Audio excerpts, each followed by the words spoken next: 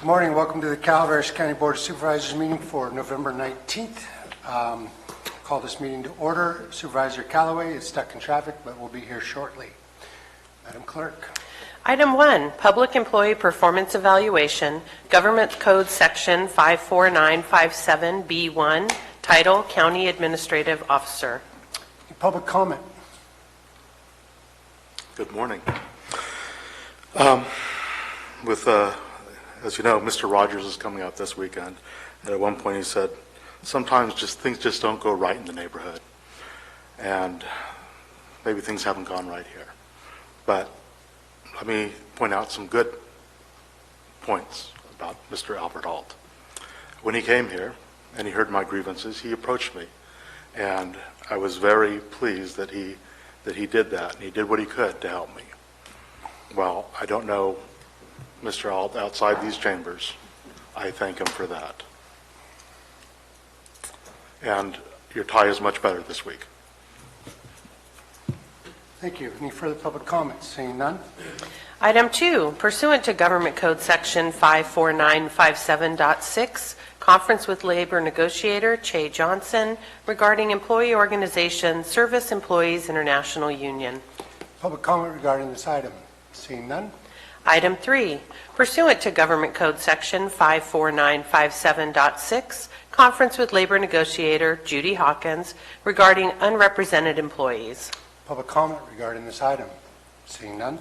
Item 4, pursuant to Government Code Section 54956.9D1, Conference with Legal Counsel regarding existing litigation in regards to National Prescription Opioid Litigation, County of Calaveras et al. V. Amerisource Bergen Drug Corporation et al. United States District Court for the Northern District of Ohio, member case number 118OP45645. Public comment regarding this item. Seeing none. Item 5, pursuant to Government Code Section 54956.9D2, Conference with Legal Counsel, Anticipated Litigation, Significant Exposure to Litigation, 3 cases. Public comment. Seeing none, we will move to closed session, returning here at 9 a.m. Thank you.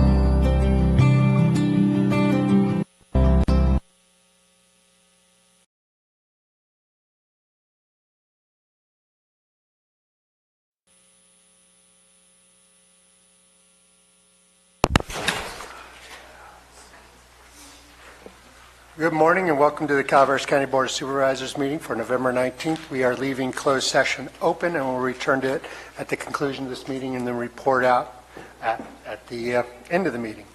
So if you are able, will you please rise for the Pledge of Allegiance? Madam Clerk, will you please lead us? Let us begin. I pledge allegiance to the flag of the United States of America and to the republic for which it stands, one nation, under God, indivisible, with liberty and justice for all. Thank you. We'll move on to announcements. Report of closed session. Item 1, Public Employee Performance Evaluation, Government Code Section I'm sorry. 5495. We're going to report out at the end. I know that. Okay. B1, Title County Administrative Officer. This item remains open until the end of the meeting. Item 2, Conference with Labor Negotiator Che Johnson pursuant to Government Code Section 54957.6 regarding Employee Organization Service Employees International Union. There was no reportable action taken. Item 3, Conference with Labor Negotiator Judy Hawkins pursuant to Government Code Section 54957.6 regarding unrepresented employees. There was no reportable action taken. Item 4, pursuant to Government Code Section 54956.9D1, conference with legal counsel regarding existing litigation in regards to national prescription opioid litigation, County of Calaveras et al. V. AmerisourceBergen Drug Corporation et al., United States District Court for the Northern District of Ohio, member case number 118OP 45645. There was no reportable action taken. And item 5, conference with legal counsel, anticipated litigation, significant exposure to litigation, 3 cases pursuant to Government Code Section 54956.9D2. There was no reportable action taken. Thank you very much. So, announcements? This is a time for county staff to provide updates of upcoming county events that may be of interest to the public. Board members? Staff? Seeing none? Right. I'm sorry. Madam Counsel? It is with mixed emotion that I announce that I have accepted a position with Yolo County as the Assistant County Counsel. I have thought long and hard, and it was a very difficult decision to make. Calaveras has been my home, and I have faithfully served this community for 8 years. I'm honored to have worked with the dedicated officials and staff of this county, particularly my staff. And I know that they will continue to provide excellent, exceptional legal counsel to this board and to the county as a whole. I believe this opportunity is the best path for me and, more importantly, my family. I'm incredibly thankful for my time here. I have gained not only experience and knowledge, but many wonderful friendships along the way. We have tackled many difficult topics, and I thank you for your continued support and confidence throughout the years. My last day with the county will be December 13th. Thank you.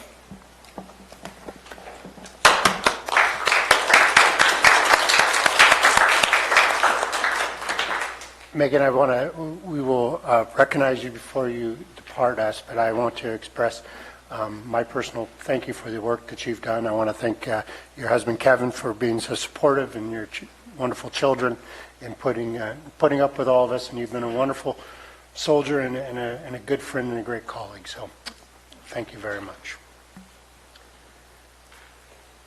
Okay. John, do you have announcements you need to make? Yeah. Good morning, Board. Just a quick note about the evolving PSPS situation here in Northern California. We checked the latest maps available from PG&E this morning. Those maps were available sometime yesterday afternoon, and I'm happy to announce that Calaveras remains out of scope for the potential PSPS scheduled for later this week. And as a side note, as well as Tuolumne County. It's the outage has creeped a little farther south to the area. It ends just north of Highway 104 and 49, right around Sutter Creek. Thank you. Thank you very much. So no other announcements from board members or staff. We'll move on to public comment. Public comment. Any item of interest to the public that is within the subject matter jurisdiction of the board and is not posted on the consent or regular agendas may be addressed during the public comment period. California law prohibits the board from taking action on any matter which is not posted on the agenda unless it is determined to be an emergency by the Board of Supervisors. If public comment is completed before the 30-minute allotted time period, the board may immediately move to the next order of business. If it is not completed during the allotted time period, it will be continued as the last item of business in order to provide an opportunity for the remainder of comments to be heard. Thank you. I think everybody here knows the rules. 3 minutes. Mr. Stroughton, you're up first. Good morning. It's actually a pleasure to be here today. Saturday, I would just San Francisco. I went for a run early in the morning, and by the time I got back, it was 8 a.m. And I looked at my trusty little iPad here, and I saw that the county council had resigned. And she's actually a very nice lady. Originally, when I came here, back to Calaveras County, it was because of a situation in West Point known as the Jeff property, and a situation that has resurfaced again. It took a long time to rectify that situation, but that was our conflict, and that's the first time that I came in contact with Ms. Stedfield, the County Council. While I've had issues at times with her, I truly do wish her the best. I think that Yolo County would be a good fit for you. I think that you, as a person, are fundamentally good and want to do good.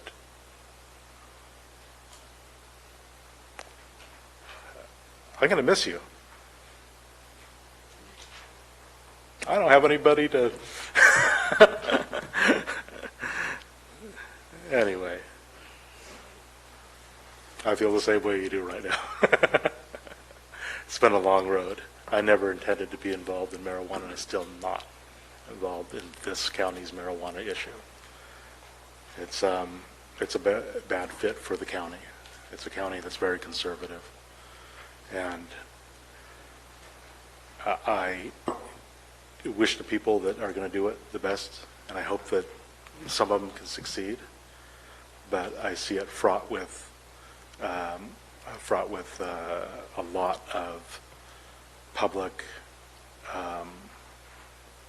outcry, public problems that will occur in the public sphere. Continual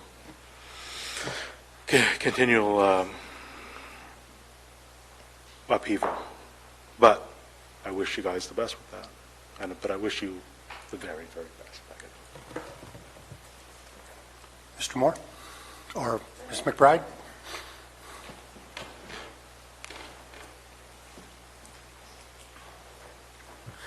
I'm Will Moore from District 5, Rancho Calaveras, Valley Springs, and I have a couple comments to make about rural poverty. I grew up in what would now be called rural poverty. We didn't know we were poor. Rural poverty wasn't a part of the lexicon. We just thought money was hard to come by. Now, we had pigs and chickens in a potato patch, but no cash money. And in this conversation and the same thing is happening with Calaveras County somewhat. Rural poverty is a problem over the whole world. I mean, it's Africa and China, and everyone is struggling with this problem. And money flows to where the action is, and the action is in the cities. It isn't in the rural areas, and that's true here too. So, last week there was some discussion about the general plan, and there's always this discussion about jobs and bringing in people and getting development going and all of that stuff. But civilization is built on infrastructure and on a building code of 5 acres in a septic tank. How much development are you going to get? We need a sewage plant. We need to deal with the sewage.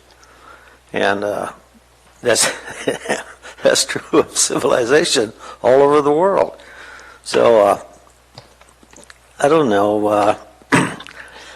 Town I was raised in was about 400 when I lived there. It's down to about 200 now. And Calaveras County is not exactly growing either.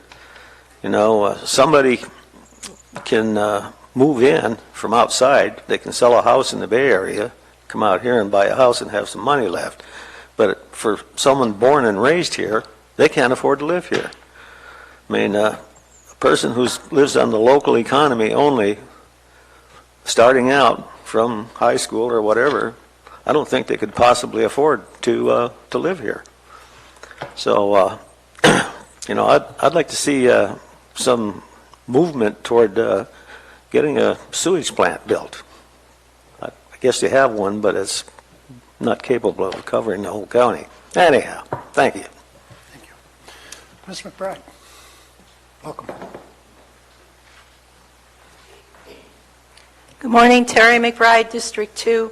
I am following up on the talk that I did last Tuesday, and I was commenting about how the property taxes have gone up. Originally, it was just District 2, and we figure it's because of the chaos. We were all just pay the damn bill because we're trying to get on with our lives, sort of a thing, and we're wondering if, we were supposed to get money from PG&E, but many of us have been left high and dry. So I have 10 acres. I have, as I had said earlier, 7 properties in Calaveras, 6 of which have anomalous tax increases. On the 10 acres of which I've lost thousands of trees, the property tax has gone up 32% from before the fire. You can start understanding our anger here. Other piece of land, 16 acres, lost 95% of the trees. Property tax went up 76%. From before the fire. And other acreage, 49, 75. And then I have 2 pieces that aren't affected by Butte Fire. They went up 79% and 46%, but my name is on the list of who's going to go after PG&E, because I sure am not going to drop it. So you have to wonder, is that why it's been done? And if that is the case, that's profiting on other people's misery. That is pretty sad. But that's how I'm looking at it, and many people outside of our district have brought that up to us. One of the things that was brought, and also I have land in Amador, and how come it has not gone up? How come when we talk to people that live in Amador and Tuolumne, theirs are not going up other than the small percentages that we used to have? If you go back and look at your taxes, you'll see that you would have small increases. And you expected it. You figured, well, last year it was 25, I better maybe figure 28 this year or something like that. But these are huge jumps, and especially on burned land, and that it's more than what it was worth before it was burned. So part of it, they blamed it on the groves. Well, because people came in, they sold their land, it was burnt, and why not? They could make money and go on and live their life. So they blamed it on the groves. Well, how come it hasn't come down? That only lasted for maybe a year or so. Now the value of land has significantly dropped. You can't sell it. I mean, there are houses that sit for sale for a long time, and pieces of land are not selling. So how come our taxes haven't gone down? But they should have, because it's based on the value. Am I correct? So I want to remind everybody to file by November 30th. If you feel that if your taxes were great, yay. I actually have 1 piece of land I have no arguments on. I can't believe it. 1 out of 7. That's pretty sad. So if you have any complaints on your property taxes, and I got to wonder, is she raising the supervisors? Because if you're not aware of it, oops, sorry. Thank you, Terry. Ms. Sanchez?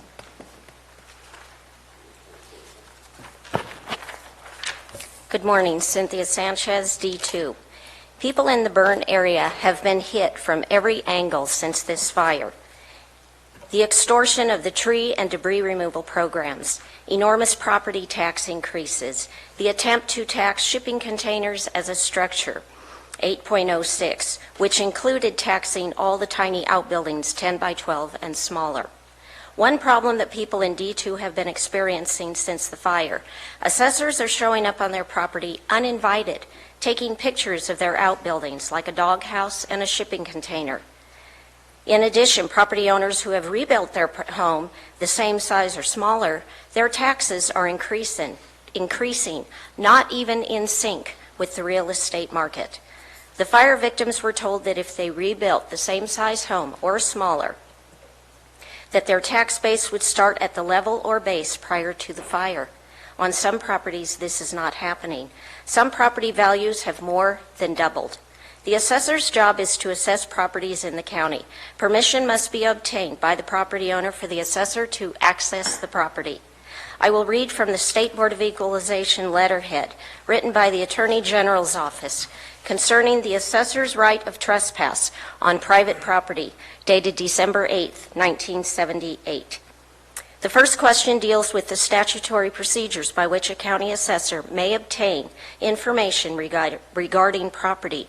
We conclude that an assessor has several rights of discovery for the appraisal and assessment of property when the owner refuses entry upon the property. That simply being the permit, the plan submitted to the county, and the inspection card. The second question concerns whether a county assessor may obtain an administrative inspection warrant in order to appraise and assess property. We conclude that they may not. The third question concerns whether a county assessor may enter private property without a warrant and against the will of the owner. We conclude that they may not. The fourth question is that a county assessor would commit criminal trespass by his or her entry upon private property against the will of the owner and refusal to leave the property. There are even cases where homeowners can have the assessor arrested for trespassing. Tax assessors taking photos on private property. Is this an invasion of privacy? In any other instance, this might be considered stalking. And now a new pattern is surfacing. Due to the assessor's 6,000 transfer backlog, property owners who have purchased property within the last 6 years are now receiving 3 to 5 years of supplemental tax bills and back taxes on their property, even in years that they didn't even own the property. The response people are receiving is, we have a backlog and this is how we are handling it. Thank you. Thank you. Pam?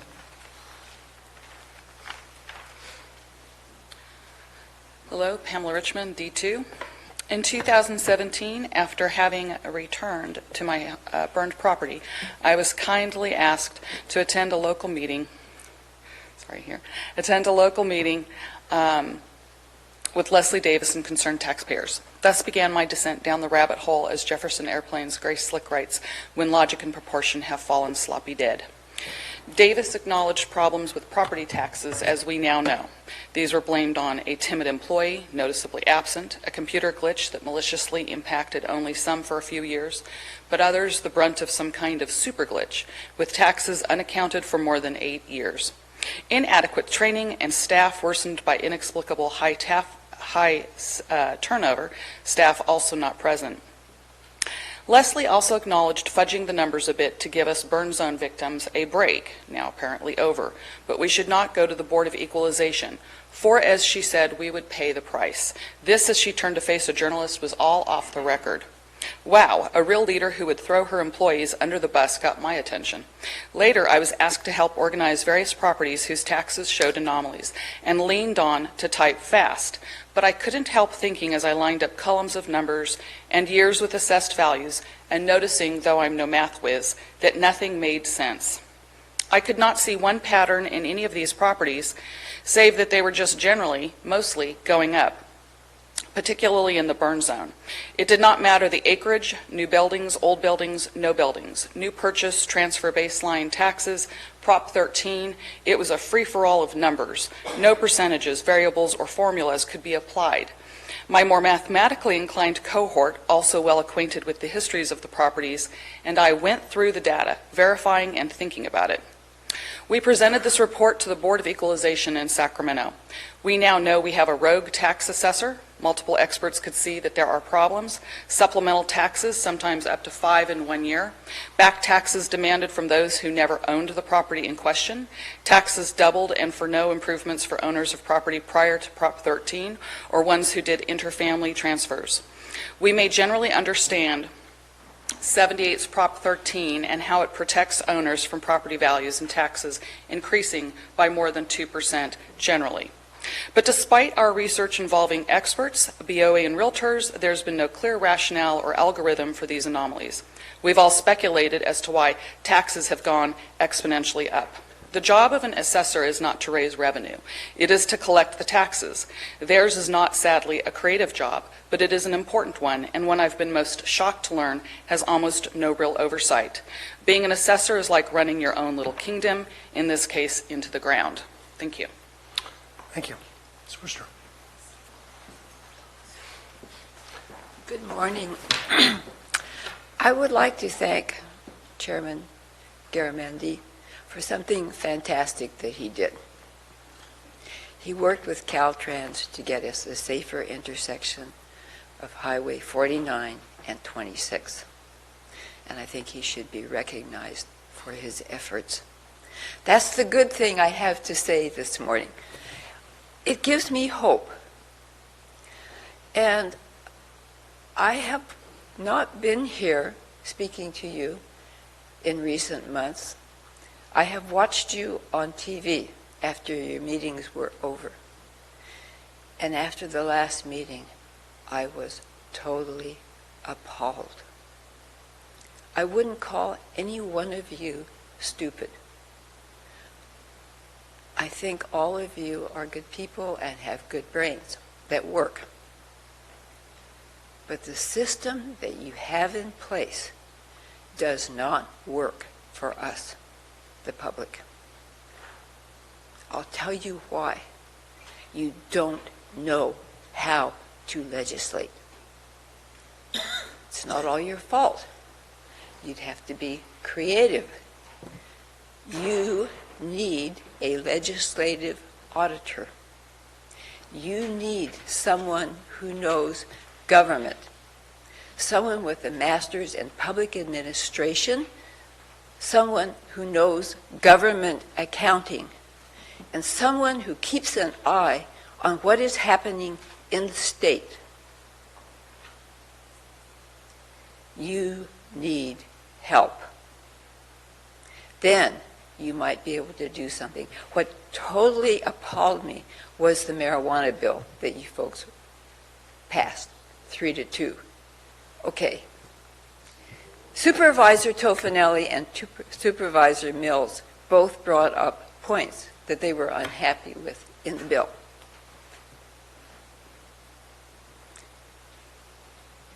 So why do we have a bad bill?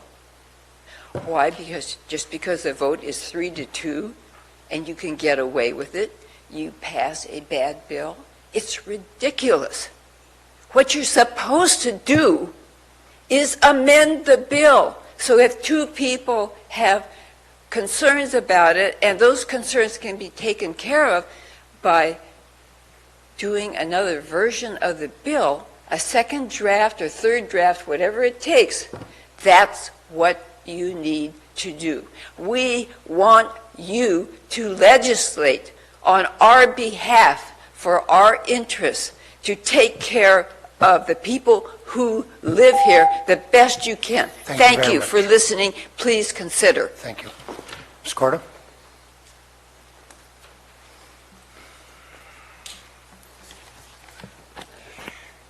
Have you heard that 1/3 of the high school students in California are vaping?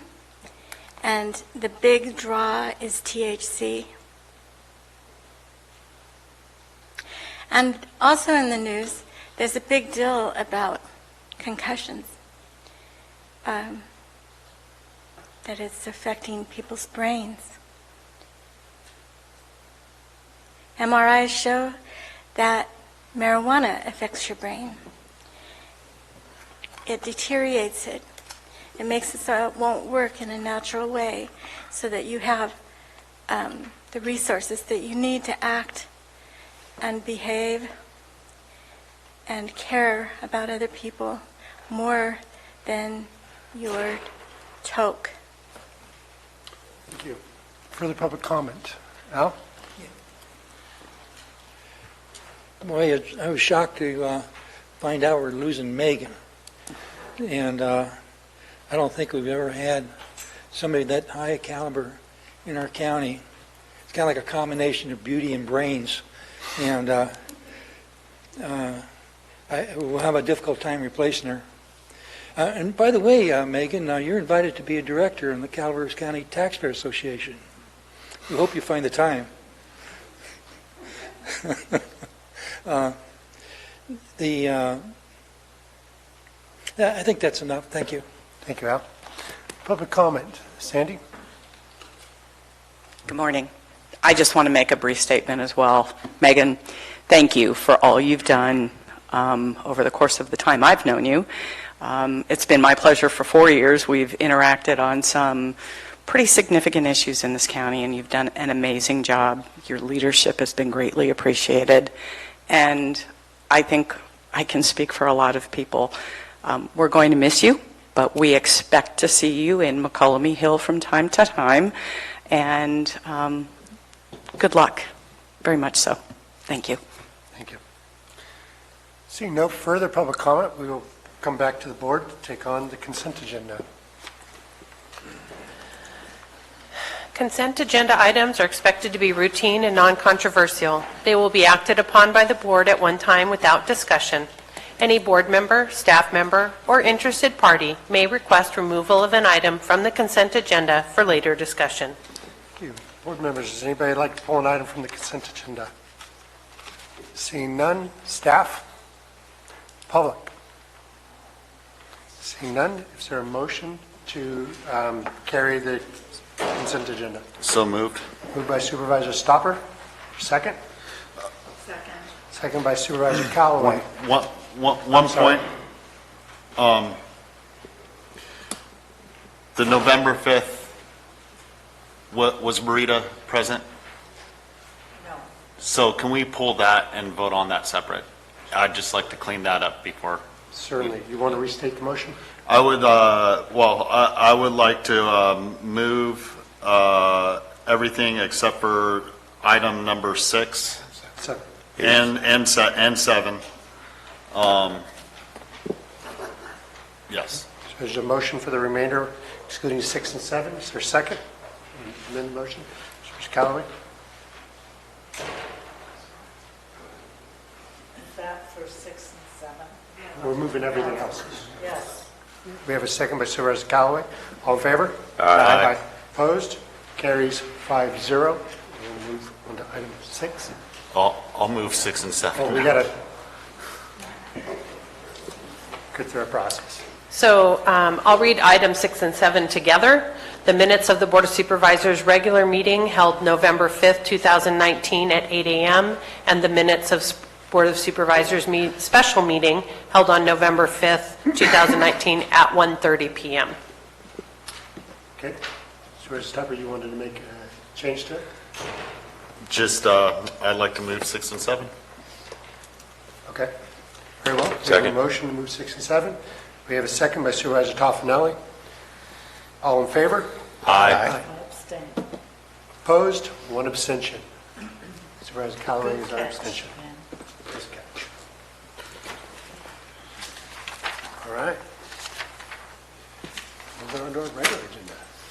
Item 19 is from the Office of Emergency Services to authorize the Director of the Office of Emergency Services to accept $161,639 in 2019 Public Safety Power Shutoff Resiliency Funds, to authorize the Director of the Office of Emergency Services to sign the grant agreement and subsequent grant amendments and request for payment. To authorize a budget transfer increasing revenue in the total amount of $161,639 to line item 101-00470-4455, and increasing appropriations in the amount of $161,639 to line item 101-00470-5499, 101-00470-5701, and 101-00470-5271. Authorize and direct the purchasing agent to adjust the fiscal year 2019-2020 capital asset schedule to include 4 mobile generators, 1 PSPS equipment trailer, and 1 generator refueling trailer. This requires a 4/5 affirmative vote of the board. Mr. Osborne. Thank you. Good morning, Supervisors. The Office of Emergency Services actually during the last PSPS notified us that we were awarded $161,639 to build our resiliency in regards to public safety power shutdowns. That was a Thursday or a Friday. The check for the funds arrived via FedEx the next Monday. And so we've built a budget around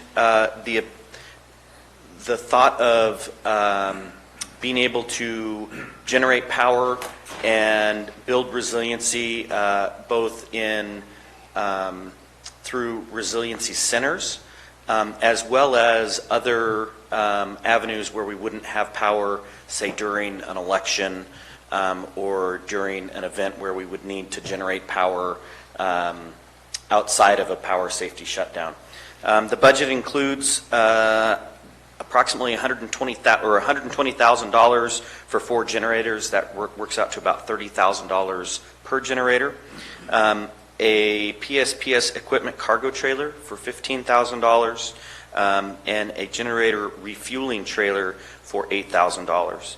In addition, miscellaneous supplies and equipment for $5,139.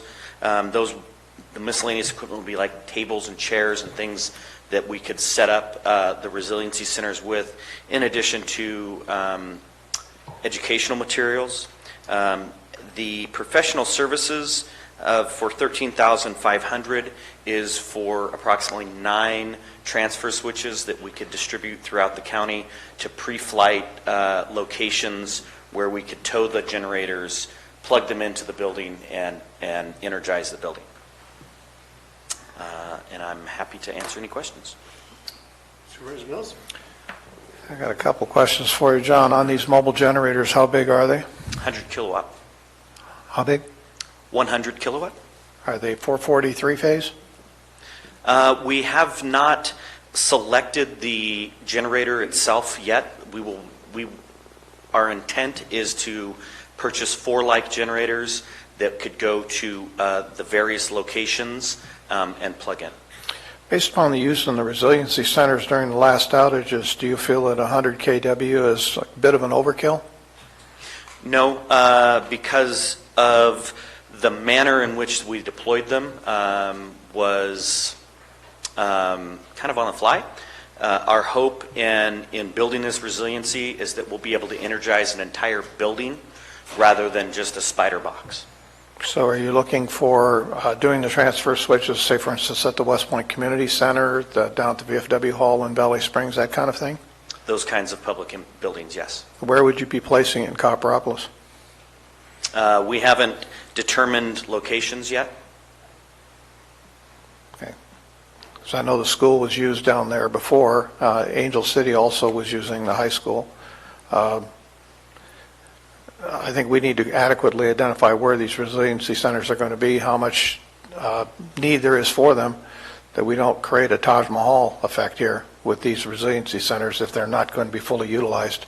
We're spending an awful lot of money here to create these. And of course, when you buy them, you're going to have to maintain them. It's not as simple as just plugging them in and going.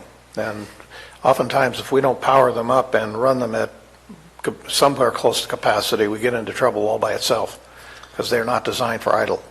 So I just want to be sure that we're doing the right thing here and sizing correctly and being able to meet the needs of the local community and not create some very large generation equipment which cannot be fully utilized. Right, and from our experience, these are very fluid events, and that's why we're selecting and building into the plan more switches so that we can have more flexibility where we deploy them. Actually, the generators are designed to work at 50% load, and so we've used 100 kilowatts kind of as a baseline to be able to energize large areas such as the West Point Center. The schools, in our experience from the first time we deployed them, the conflict that kind of arose naturally is the schools receive their money from having attendance, and if they cancel school, then they don't have that attendance and the funding doesn't follow that. So even if we open a center, if the school can be open, they don't want to mix the public and the schools. So we found that the schools weren't a very effective place to look at because of that. They want to open as soon as possible and stay open as long as possible, and that doesn't necessarily coincide with our planning for schools. So those are lessons that we've learned through our experiences, and that we're pursuing and taking that knowledge to this plan to be flexible, to serve the needs of the communities, and to use this equipment to its maximum. We would exercise these generators every 30 days, which is the recommended exercise interval to make sure that they're operable and deployable. The question would be that PG&E had put up some resiliency centers in the county also. Has there been anything worked out as to just exactly what they will continue to supply or support in these events? So again, one of the reasons that we're asking for more switches and mobile generators is that if PG&E comes in and we continue to partner with them and they're able to provide us with the resiliency centers, then these just build our resiliency ability deeper. We could deploy them to county facilities that need generation. We could deploy them to critical infrastructure that needs generation. It gives us an awful lot of resiliency in the broader scope. And if PG&E chooses to continue to partner with us, that just builds it that much more. Okay, appreciate your answers. Sorry, Stopper. This is all grant money, no impact to the general fund? Yes, sir. You know, with anything like this, including the generators we have outside, there's a certain amount of upkeep to that. Very good that you're going at 50% load. A generator can run at much less than 50% load, but you get the best efficiency out of a generator at 50% load. Through my experience, we apply it generally. We don't want to, max load for everything running in a building. You want to apply it close to 60%, but running at 50%, you get the best efficiency on fuel.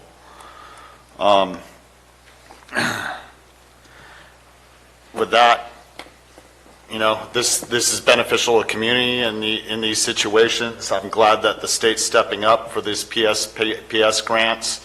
Otherwise, we wouldn't be able to facilitate, be able to get a lot of this equipment, or it would ride on our general fund. Thank you. Very well.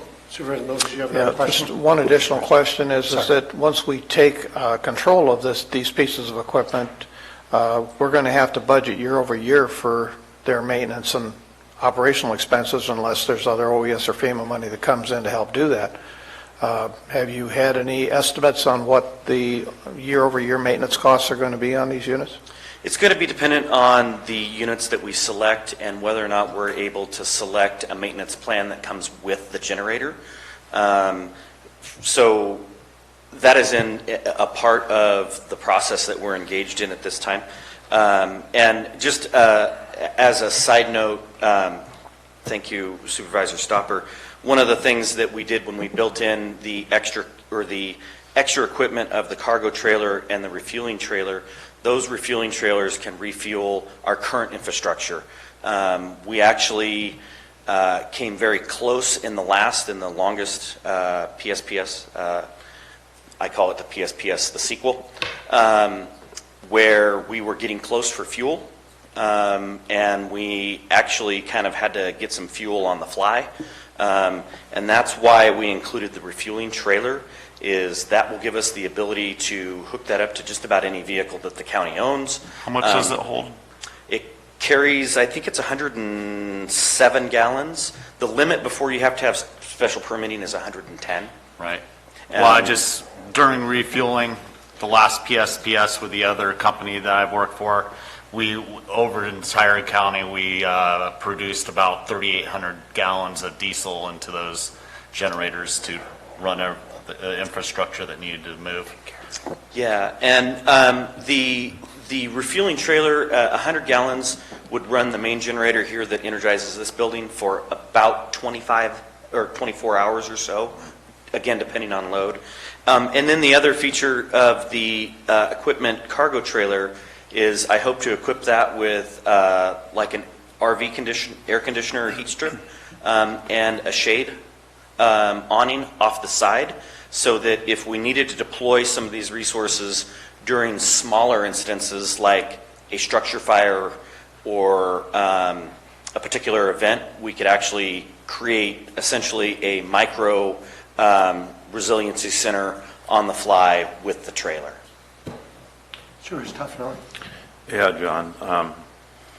It says, as a condition of receiving this funding, counties will be required to collaborate with the cities within their jurisdiction. Have you reached out to Angels? Have you talked to anybody as far as what you're buying here? Are they aware of any of that? As I sent this information forward via email to all you guys earlier, we have reached out to our friends and our response partners at Angels Camp.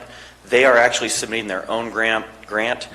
We collaborated with them in providing some experience with our resiliency centers and how we could work together. And we are on track with that. We're in contact with Angels on a regular basis regarding emergency management. Supervisor Mills, you have more questions? John, again, one more question, because it keeps coming up with local agencies and it has to do with Coupa and the amount of hours that we're permitted to run emergency generators of certain horsepower and greater. Has there been any motion from the state and allowing us to get around those rules? That's at a level that I haven't seen any of that. What I can tell you about the motion in particular to this grant was about a 3-day turnaround. In 20 plus years of public service, I've never seen an award letter arrive and 3 days later FedEx shows up with a check. I was astonished, to be completely candid, that we got a check in the mail as quickly as we did. And so that's why the plan that you see before you is not completely fleshed out. This happened in such short order that to be honest, I was on my heels that we received a check that quickly. So we put together this plan based on what we knew from 4 prior PSPS events, and tried to use the stuff that we did right and the stuff that we could do better to put this plan together to be more resilient for the county. I guess my conversation should go to the board itself rather than you regarding Coupa, because that's where penalties start to kick in when we use generators more than a certain number of hours. And it's got to be something that we're going to have to deal with the state on as to how they give us an exemption in an emergency to allow generators to be used and not be penalized under Coupa for using them. So just making a point. Very well. Thank you. Public comment on this item? I'm sorry. Mr. Alt, you had a... Real quick, I want to draw, for the public, if they're not aware, although it was attached to the item, there's a very specific letter from Cal OES I want to make note of some things in the letter. It's very specific about what we can spend the money on. Equipment, 3 bullet points. Generators and generator connectivity, generator fuel, and redundant emergency communications. That's the allowable expenditures for these dollars for equipment. There's more allowable expenditures, but it's specific on what the money cannot be used for, and it cannot be used for OES center staffing, security, law, fire response, any overtime charges, any staffing or new positions. So it reads to me pretty clearly in the letter from the state that they expect us to buy generators and generator connectivity. And I think it's important to note why they were so specific. This was in direct response to the October 8th PSPS, and if you recall, PG&E didn't have resiliency centers available for our county. We provided them at that time. So in direct response to that, the governor had his own response, and we got the funding immediately after that. And it's very specific in the letter that the expectation is that we create resiliency centers. And so that's why we've been so specific with the budget item. There's not a lot of latitude. We have to file 2 reports with the state as to how we spent this money.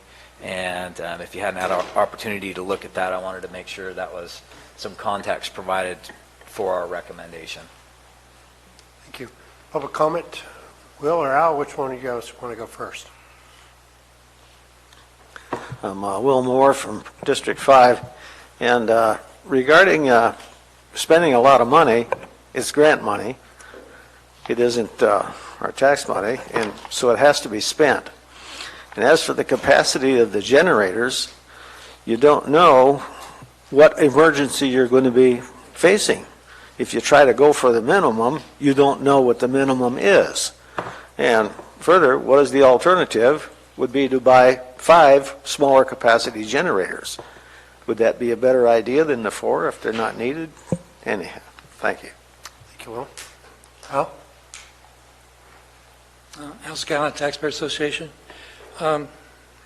Looking at this problem more deeply and trying to look at the forest instead of just the trees, we seem to be in a pattern where we have natural catastrophes, fires, and other things, and then we declare an emergency, and then we apply for the state and federal government for money, and then the money comes.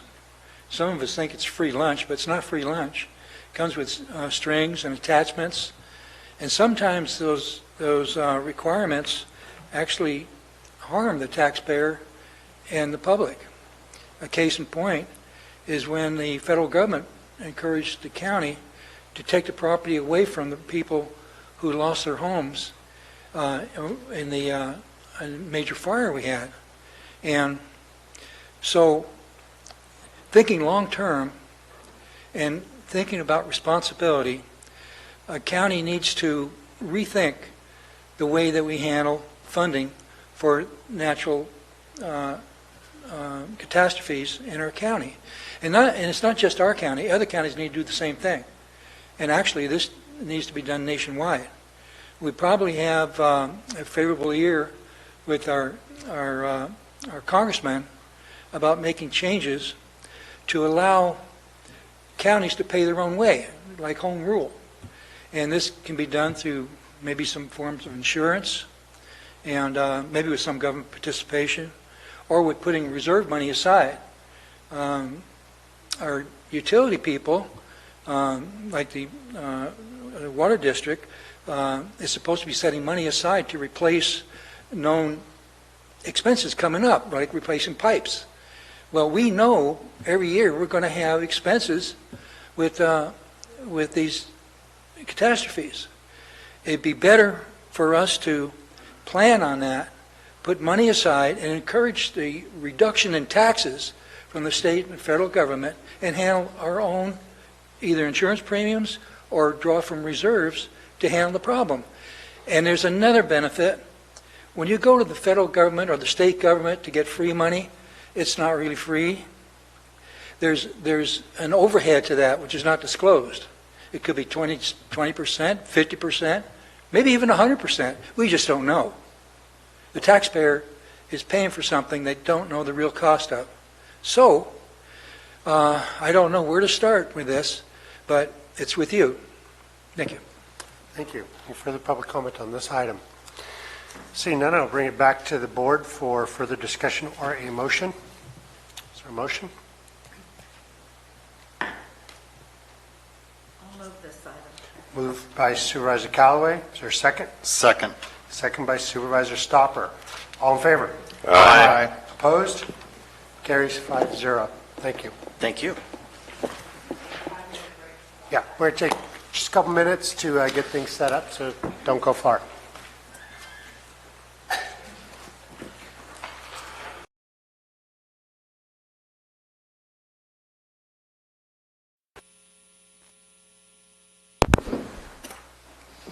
Welcome back. We are on item 20. Item 20 is from the Administrative Office to accept the Division of Cannabis Control, Cannabis Regulation Operating Budget, and the Cannabis Regulatory Fees Special Revenue Fund budget for fiscal year 2019-2020, and approve related budget transfers. Direct the Auditor Controller's Office to post said budget transfers, and authorize and direct the purchasing agent to adjust the fiscal year 2019-2020 capital asset schedule to include a vehicle in the amount of $25,000, a vehicle radio in the amount of $3,050, and an identification card machine in the amount of $10,246. This action requires a 4/5 affirmative vote of the Board of Supervisors. Thank you. Mr. Hall. Good morning, Chair Garamendi, supervisors, and member of the public. Thank you for giving me an opportunity this morning to talk about the Cannabis Regulatory Operating Budget. The presentation that you have here is obviously before you as well. I've made copies for the public, and they're available from the podium. Let's see. Sorry, I'm having quick technical difficulties here, advancing the slides. All right. All right, quickly what we'll cover, I'll do a quick introduction and a recap of how we got here, quick discussion on Proposition 26, and ultimately how that led to the fee studies that were approved, talk specifically about fee-related tasks, staffing that would perform fee-related tasks, equipment requested, ultimately the impact of the potential of not having the budget approved today, and then a quick summary. I'm going to go back to some things I presented in the 10-1 meeting. If you recall, that was the meeting that the board adopted, moving the cannabis control program forward and placing it under the CAO's office. At that time, I described the ways we arrived at coming to a recommendation for the Cannabis Control Office. The first of which was lessons learned from our urgency ordinance, and a couple quick highlights that there wasn't strong coordination between offices while all of our different departments work well at their responsibilities. There wasn't coordination and streamlining between the offices.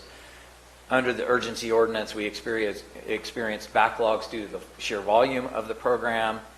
As has been noted in several different presentations, there wasn't fiscal monitoring, and ultimately there weren't performance metrics for the UO. Also on 10-1, I presented that in reviewing multiple hours of board videos from past boards, this board and others, there had been various board members on the current board and previous board that cited the need for specific oversight office.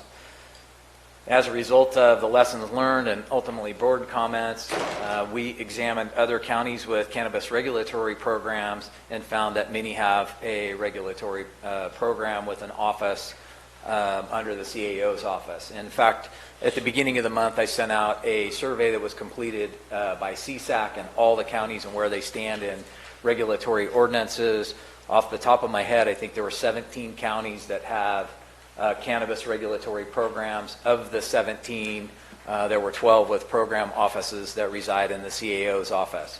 The balance, the other 5, had either in ag and or planning. So those counties that do have regulatory programs have them under the CAO's office predominantly. We ultimately also discussed this with the department heads, and there was a strong voice to have one specific department responsible for oversight, and then many of the department heads were included in the fee study work group that was brought before you, and the work group department heads also supported the notion of a program office and the coordination of tasks. So ultimately, the decision to bring forward the recommendation was triangulated. We triangulated on that by reviewing the other counties, looking at other job description, compiling practices from other counties, and ultimately our own lessons learned. And we're successful in having adoption of the program office. Ultimately, with that adoption, the board directed that we conduct the fee studies and bring those forward for finalization. I know you know this, but for the benefit of the public, I wanted to talk real quickly about Proposition 26. I'm certainly not going to give you the legal view of it, but in essence, the Proposition 26 allows for local governments to impose fees to recover costs. Those fees can be charged for regulatory cost of permit issuance, inspections, administrative enforcement, and ultimately for adjudication. And Prop 26 requires that in the effort of completing a fee study or nexus study, that tasks are specifically isolated as those related to the program that the fee would be for. And also Prop 26 talks specifically about tasks that ultimately confer a privilege or a benefit to those who participate in the program. So from Proposition 26, we developed the fee studies as directed by the board.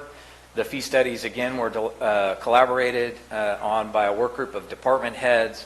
We had a series of meetings and ultimately landed on the fee studies that came before the board.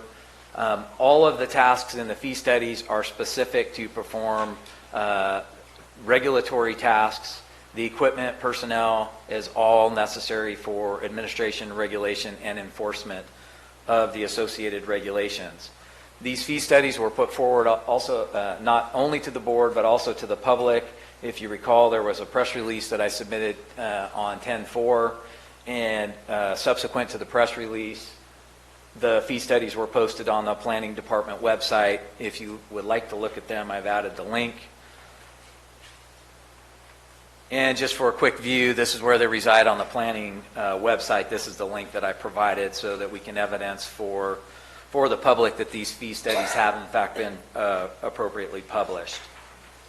In the fee studies, beginning particularly on 17.95 fee study on page 4, there begins a discussion of each of the different departments that would have tasks specific to administration, regulation, and adjudication of the regulatory ordinance.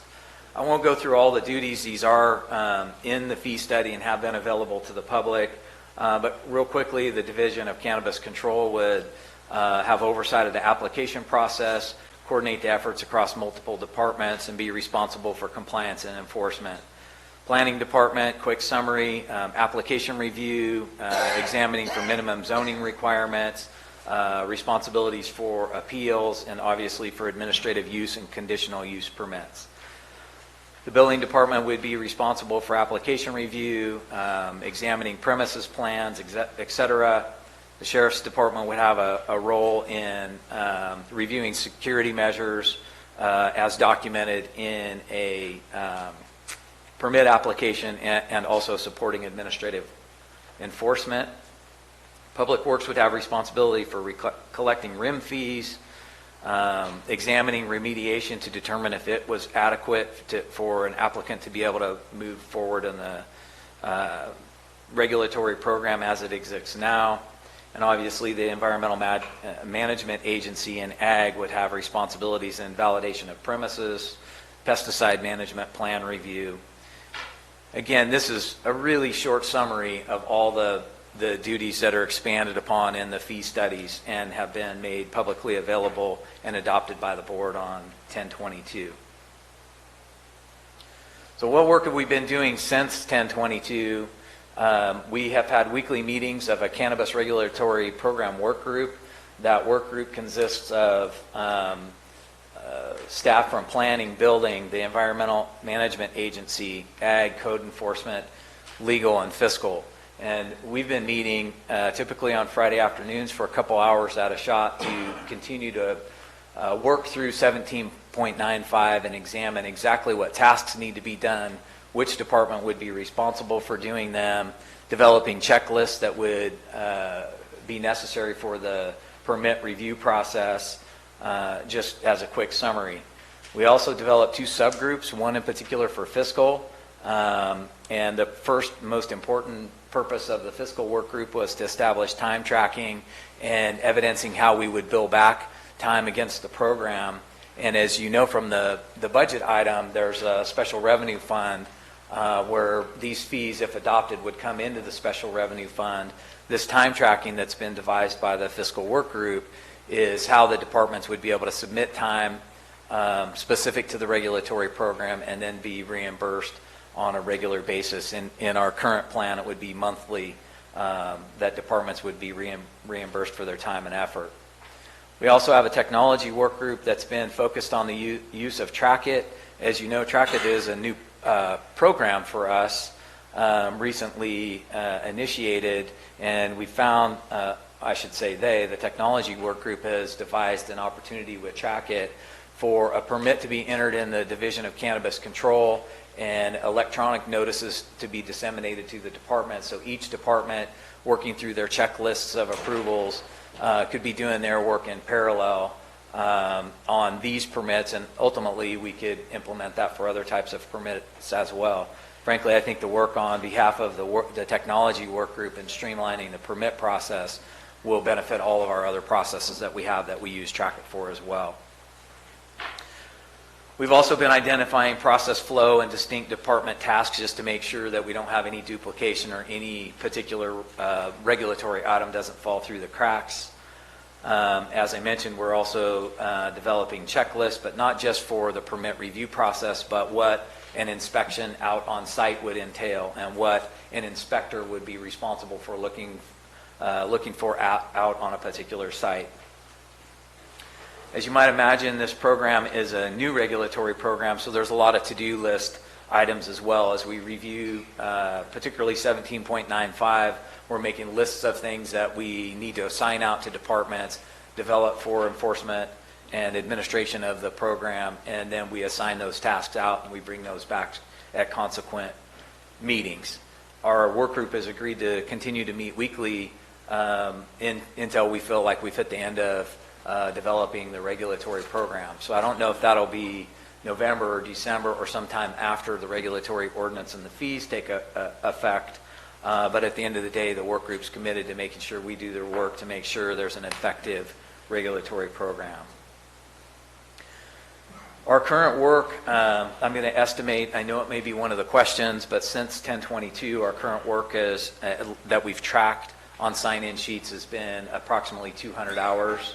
And our current staffing is working on program implementation along with all of their other program responsibilities that they had in place prior to the board adopting the regulatory ordinances. Suffice it to say, we're pulling double duty on trying to implement an effective regulatory program for 17.95 while also conducting the business of the departments that already existed. So I know this is really hard to see. I didn't intend to minimize it to a point so you couldn't see it. This is a snapshot right out of the fee study. You've seen it before, and I've emailed it out to board members previously. One of the questions that's come before, or the board's presented to me as I've come before you, is which positions are new, which are existing. And we actually, in examining this, identified one more category, which would be duties that would be divided amongst existing staff. So a category of existing. So as you know from having reviewed this document previously, each department manager or department head assigned a code to their position. And ultimately, this document has been reduced down to a staffing item that would come before you on December 10th. Typically, we bring a budget item, and if approved, then subsequently we bring the associated personnel actions and other things forward. I wanted evidence to the board and to the public that we're not working on this in piecemeal. We've been working on it in very consistent steps. What you saw on the Excel spreadsheet has ultimately been reflected here in the staffing that would be requested as we come forward in the December 10th meeting. Please note, I don't presuppose any outcome on the vote today. I just want to show what the next steps would be, at least related to staffing if we were to move forward. Also reflected in the budget request and in the text of the item, there were several equipment items that were noted. The ones that are particularly noted in the budget items are those that would be considered capital equipment. For questions as to where that equipment may have been reflected, these are snapshots from page 15 and page 9, respectively, of the 17.95 fee study and the 9.22 fee study. Again, these are pages, these are snapshots straight from the fee study that was developed under the authority of Proposition 26, displayed to the public, as I mentioned earlier, and then ultimately adopted by the board. And so as we move forward, I have noted in the alternatives of the staff report what would be the impact if staffing and equipment aren't provided ultimately through an action to authorize expenditures. Regardless of today's vote, 17.95 and 9.22 become effective on 11/22. The fees become effective 12/23. And like any other regulatory program, we will undertake the work of initiating this regulatory program because we have ordinances that say we will. And so ultimately departments, all of the departments that I've listed that have been involved in the work groups and the fee studies and have made recommendations for us to put these fee studies forward, those departments will, including mine, will be responsible for performing the duties associated with the regulation along with their existing programs that they have today. Ultimately, staff time and effort will be divided among existing and new programs, and as our committed staff always do, they'll work hard to get the work done best they can, but what we'll experience will be similar to what we experienced under the UO, in that there'll be backlogs not only in the regulatory program, but the other work of the county as well. If the budget isn't approved, the Division of Cannabis Control duties will be assumed by the CAO's office, because the action of the board already was to create a program office and for that to reside under the CAO's office. So our staff will split time between responsibilities of our other duties, whether it's procurement or budget or any other things that we do. We'll split that time amongst implementation of this regulatory program as well. And then ultimately, the staffing and equipment necessary that's been identified in the fee studies could be compromised. One example that I put in the staff report, and I picked it as a particular item to highlight, is the board was committed uniformly to us ultimately having a CBCB program, and the equipment related to printing the cannabis background clearance badges was in the fee studies and would be necessary for us to have that program. That's one of the pieces of equipment that is not only capital equipment that would need to be approved, it's a rather large expenditure as well. So we'd have to go to Plan B on equipment like that if the budget weren't approved today. In summary, the budget item requires a 4/5 vote to be approved. Proposition 26 allows us to impose or collect these fees. We developed the fee study under the auspices of Proposition 26. The fees were publicly noticed and adopted properly by the board. The fees have specifically been isolated to tasks in each of the departments that have responsibility for administration, regulation, and enforcement of the program. And ultimately, the fees are paid by those participating in the program, or as specifically mentioned in Prop 26, are going to enjoy some benefits of the program. And that would be our recommendation, is ultimately to allow us to exercise these fees through the budget and the appropriations process.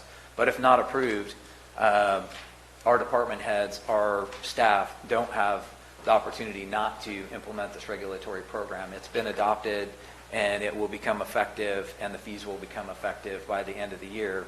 And we'll split our time between tasks to perform, not only supporting the regulatory program, but we'll also split time across the other existing programs. And in my humble opinion, that represents a detriment, not just to the programs, but also to our public and to our staff that'll be pulling double duty on trying to prioritize these tasks and fulfill the responsibilities that they have in their programs. And with that, I'll close. We have several people that have participated not only in the fee study work group, obviously department heads that participated in recommendations from the department heads meetings as well, but also folks that are on the work group that's been meeting every Friday to implement this program. We also have Krista here today. She did the lion's share of the work on the budget that's before you with the item. And then I think Judy's here as well. And if there's any questions about the forthcoming personnel item, we could address those as well. And with that, I'll open it to questions from the board. Do any of your any of the department heads want to make a statement, since you guys have all been intimately involved in this time? Okay. Questions from the board?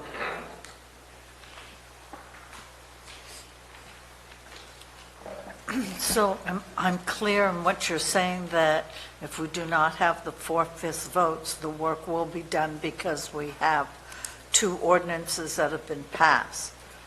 And given that's the case, then staff has to implement those ordinances, do the work, which would then impact the reduction in time they would have for other tasks or priorities that the board has. That's And correct. if it's determined that there isn't the 4/5 vote to spend the money that we've collected, so then we could say this isn't as high a priority on the list of priorities we give your office, or we give Mr. Mauer, or we give Mr. Vanner, then it would just be dragging out the implementation of these 2 items, correct? Well, I think a better way to try and describe it, ultimately the answer to your question is yes, but the discussions that we've had in the work groups and with the department heads is that ultimately we're going to balance time performing duties across all of our particular areas. So frankly, I don't think it'll just impact, or we don't think it'll just impact the regulatory program, but it'll impact all of the other programs in the departments that have responsibility for administration and execution of these ordinances. And the departments that were involved with the fee study at this point feel that that the time or the positions are correct from their experience going back to the urgency ordinance and through all the time dealing with this. Yeah, most of them are still here in the room. I don't want to speak for them, but we've asked those specific questions. I can tell you, as we're looking through how the program will be implemented, we're making different recommendations. For one, as an example, track it, and the way we would use it is kind of evolving. But at the end of the day, the answer to your question is yes. We feel strongly, we as a group uniformly feel strongly that what we've presented in the fee studies and what was presented to the public and ultimately adopted by the board is what we need to implement this regulatory program. Thank you. So we've given our staff a mandate to do something. It's a zero-sum game. You only have so many hours in the day. So something comes off when something else goes on or gets reduced. So we've spent a lot of time up here talking about mandates and unfunded mandates from the state. So we actually have a mandate that we can fund. And so it's a plus game. We add our capacity, which doesn't take away from other people. Is that more or less correct? Yeah, that's correct. And the way I would summarize it for the work group, and again, they're here, they can speak for themselves. We have amazing department heads and staff that have been working on this. But the way we, I think, collectively have arrived at this is that it's a policy decision. It's up to the board to make decisions about the ordinances. In our opinion, that decision has been made, and it's our responsibility now to have an effective regulatory program, enforce it well, have it be streamlined, and we want to do the best work that we can for implementing the program. We also want to continue to do good work across all the rest of the programs in all the other departments, the responsibilities that we already have. So really the zero sum, I don't know if it's one thing or the other is not going to get done. Frankly, we think that all of our work is going to suffer, whether it's on the regulatory program or all the other programs. And I don't want to overemphasize it and say that our department heads and our staff won't try to do the work. They will. We know that they will. They've evidenced that. One of the things I've talked about in many of my presentations is the amazing staff that we have. They'll work as hard as they can to get this done, but at the end of the day, the program is very complex. It requires a lot of hands on the wheel. It requires involvement of a lot of the land use departments. And to do that right, we need the appropriate staffing and time on task to be able to enforce this program. Okay, Supervisor Stopper. Let me put it this way. A 4/5 vote is saying we want to hold these people to the highest extent when it comes to environmental concerns and other parts to this ordinance that have been put forward to protect and mitigate the issues with the surrounding neighbors and throughout the county and concerns. And also, a 4/5 vote for this or a 5-5 vote for this is also saying, yes, we want to continue doing the best we can to provide services to the people throughout the county. That summarizes the discussion that we've had as a work group and the voice that we have uniformly. With this position control list, right now, the way I'm understanding it, you're putting it forward is this isn't when we're finalizing the position control list. That comes forward in the future, December 10th. That would be the next board item if the budget's adopted. So this may be a little bit fluid depending on working as you work with your work group moving forward and their suggestions and possibly somewhat streamlining the process through Track It, if that's a possibility, and or more work that may come forward as you find out more of the state law. It's a fair representation of what we need right now. The department heads have worked very closely with Judy in being able to put this position control list forward. But if there's any changes or modification, we'll highlight those. Frankly, I think our work group has been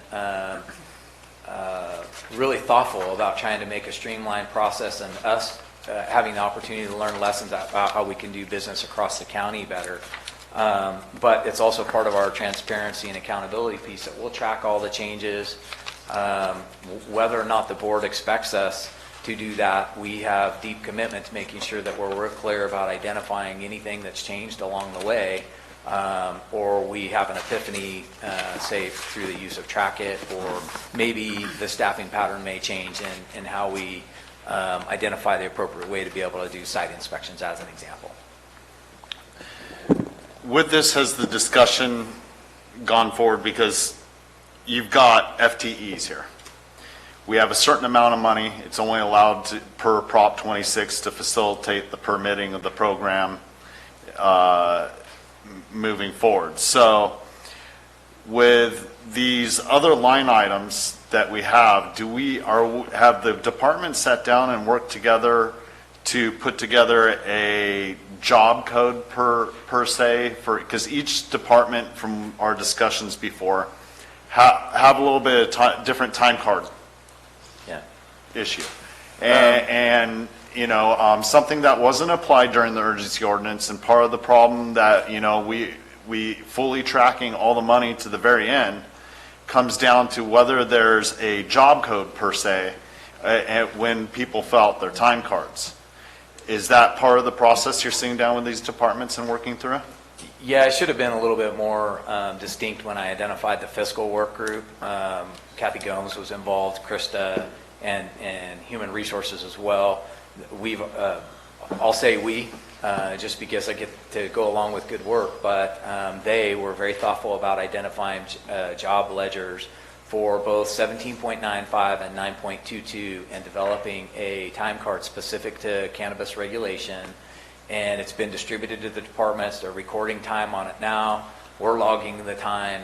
And then ultimately the departments will be reimbursed for that time from the fee monies if, in fact, the budget is adopted. So you've already moved forward on tracking that time? Yes. Excellent. Thank you. Supervisor Callaway?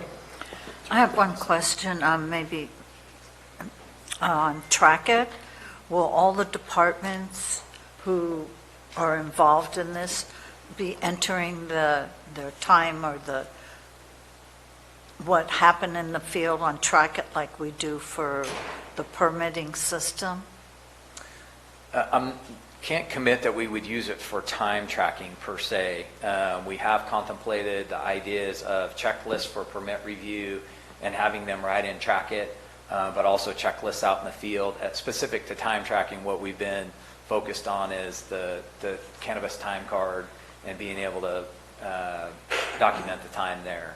It's something that we can go back and audit. We can go back through the files, but we'll definitely make note of that, and I'll discuss it with the group.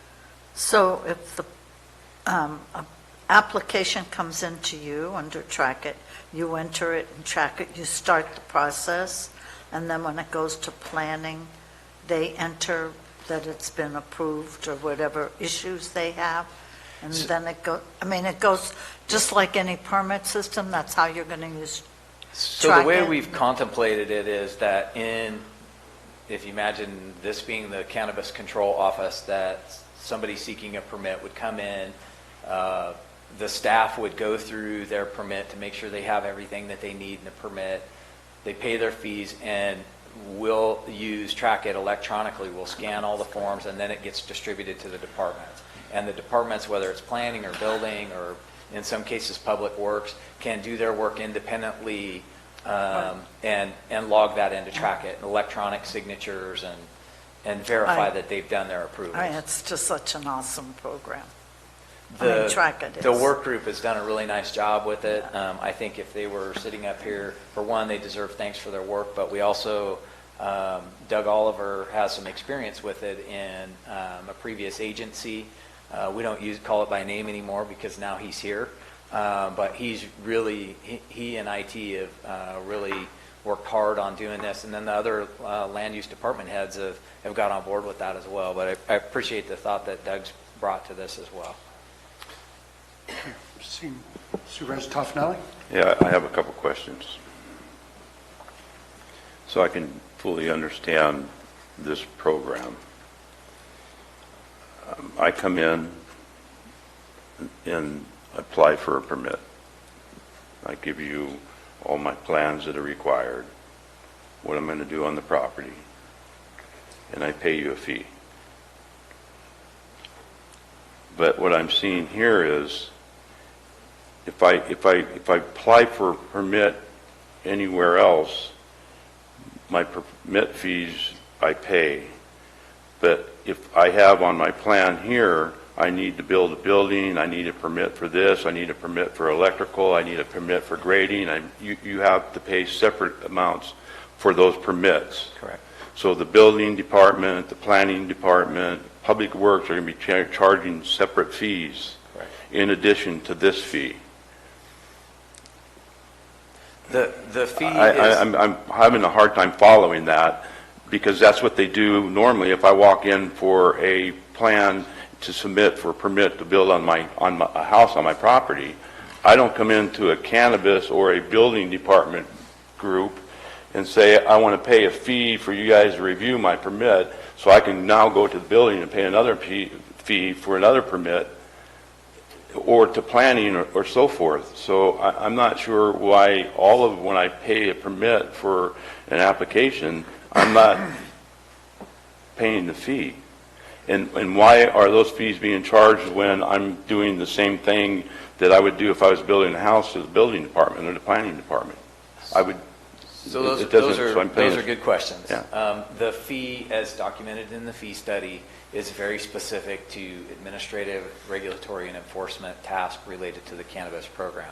If, for whatever reason, you have a house on the property and you need to re-roof it, or you have a pool or a deck, those are separate and distinct fees that somebody would pay in association with that. But if they want to cultivate, the tasks involved in going through 17.95, identifying compliance through each of the different land use departments, the time and effort is what we're charging for specific to the cannabis permit, the cannabis cultivation permit. So the distinction is, if you need a building permit, you just go straight to the building department. This program may touch all of our land use departments. And so our recommendations all along would be that there's a coordinating office that helps the workflow through the different land use departments, that takes the money, that is responsible for managing the budget. And then ultimately, one of the things that's lacking in all of our programs is key performance indicators or performance measurement that's built into our program that we want to be able to bring forward and evidence on this particular program. I don't know how else to describe the distinction, but at the end of the day, the office would coordinate that.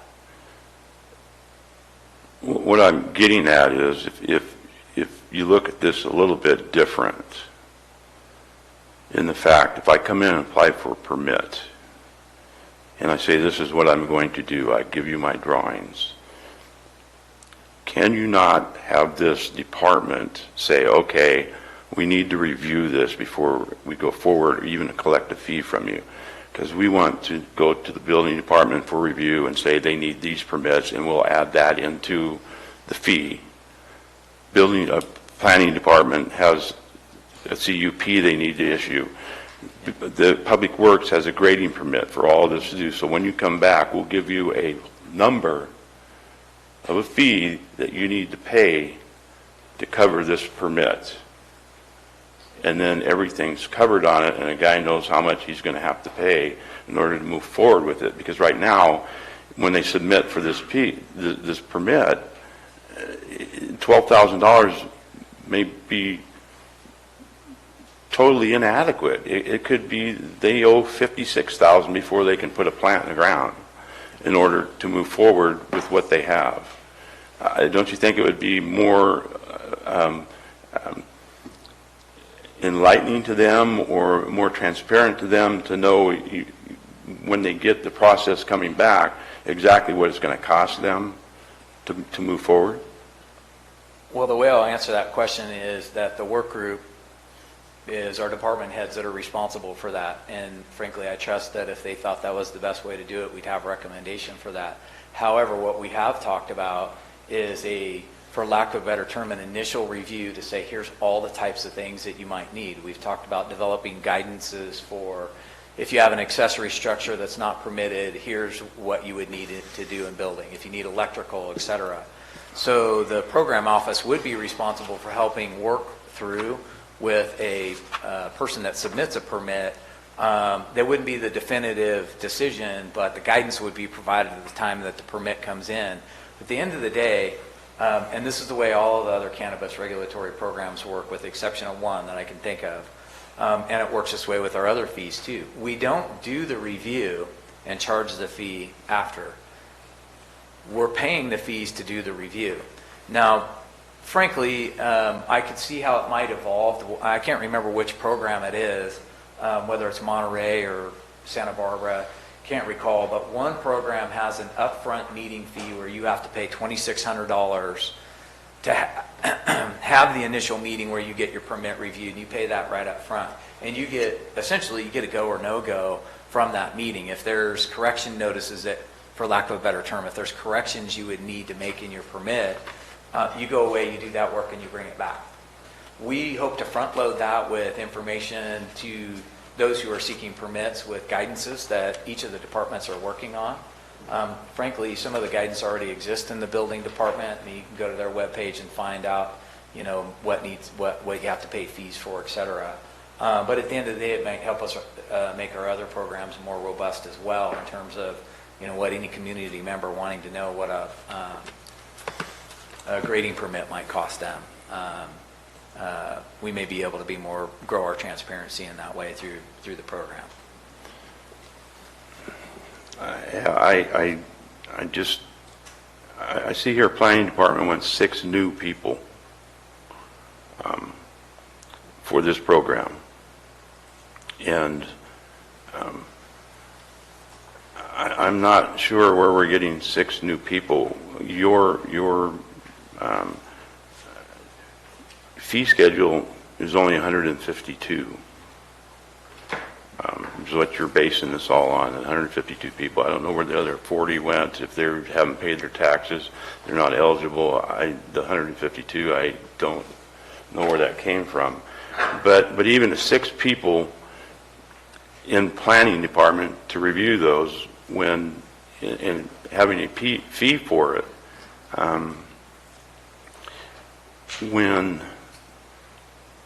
if I have to go to planning department outside this, I have to pay for them to review the same plans again. Same way with building department. The fee includes when I go there because I need to put a structure up or electrical for this property I'm in. They've already reviewed the plans, but part of their fee to get the permit is to review the plans. So it seems like we're being double dipping here because they've already reviewed the plans. They've already said you need a permit for this. Now we're going to say go over and get a permit in order to do what you want to do for your application and have them review them again. So that's part of the complexity of the program is that no one site's going to be exactly the same. They're going to have to meet the same regulatory compliance, but one site might have an accessory structure that needs to be built and permitted. One might have a well. One might have electricity requirements that's separate and distinct from any of the other cannabis cultivation requirements in 17.95. So our responsibility under Prop 26 was to isolate the specific regulatory and administrative fees for 17.95 or 9.22. Your point is well taken. They may have many other fees that are required depending on their site specific, and that would be part of the initial review to say we need to verify, say for example, if you have structures on your property that don't have permits, we might have to push you through the as-built process and get them permitted now if they weren't permitted in the first place. We have other functions that are going to be responsible aside from 17.95, but we're not charging them for the cultivation permit. I have another question. The fee schedule is based on the initial application, and all this staffing request is based on that.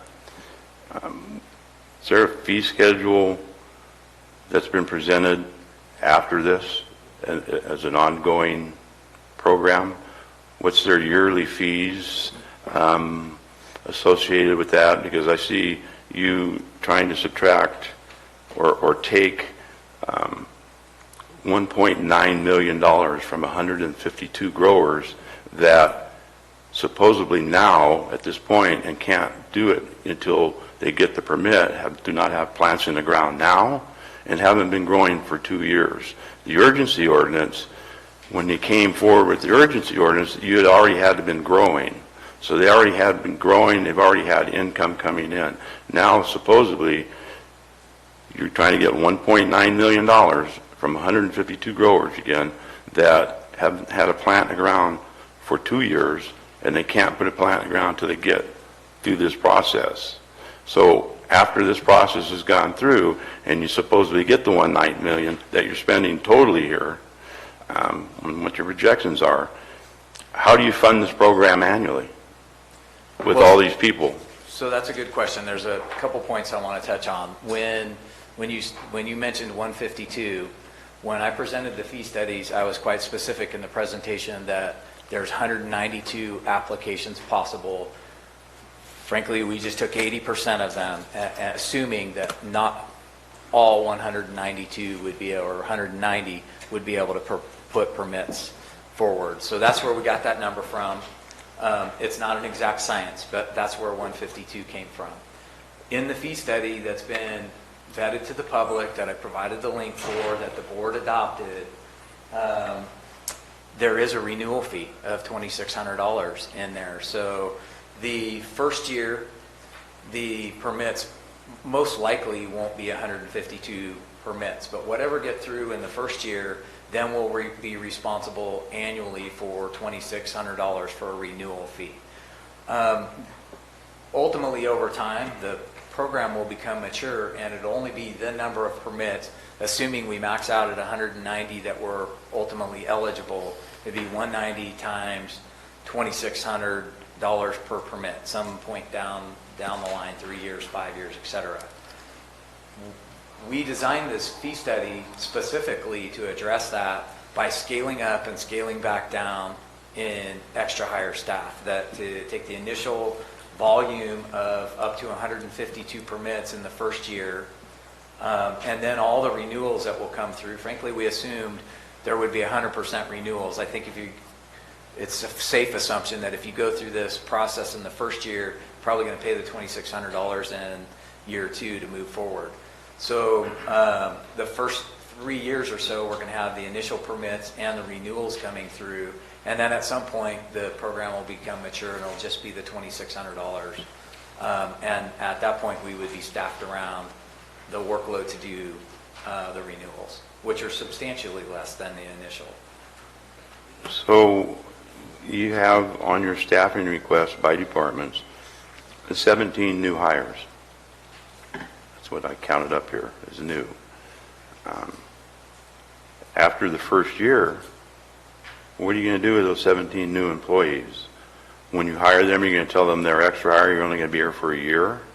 What happened last time in the urgency ordinance, 26 of them stayed, and we're still carrying them now. So are we going to add 17 new employees and then only charge $2,600, which is not $12,000, and certainly won't carry the weight of the 1.782 that you're using here to fund this? You're going to have $300,000, if that. So I'll talk through the process again. I don't know that we're going to have none of us know if we're going to have 152 or 100 permits or whatever in year 1 or year 2. Your guess is as good as mine. If we do another fee study, we'll incorporate some new inputs in that. But at some point, the program will become mature. I don't anticipate that'll be year 1, 2, or 3, but somewhere around year 5, we're going to have all the permits we're going to have for the most part. We won't have a lot of new permits coming in. What we'll have is, maybe change of locations, change of owners, things like that. But at that point in time, we'll have, let's assume 190 permits that we're going to, at some point, hit full capacity of these permits. It would be 190 permits times $2,600 per year, plus the CBCBs that are necessary to keep the programs running forward. That amount of money would be the fee revenue in the future. Are there extra hires that may only work a year or 2 or 3? Absolutely. And it's unfortunate and it's difficult to hire those folks, but the option is either don't do the work and delay the process, or bring them all in as permanent hires, and then we have issues with that as well. Supervisor Stopper?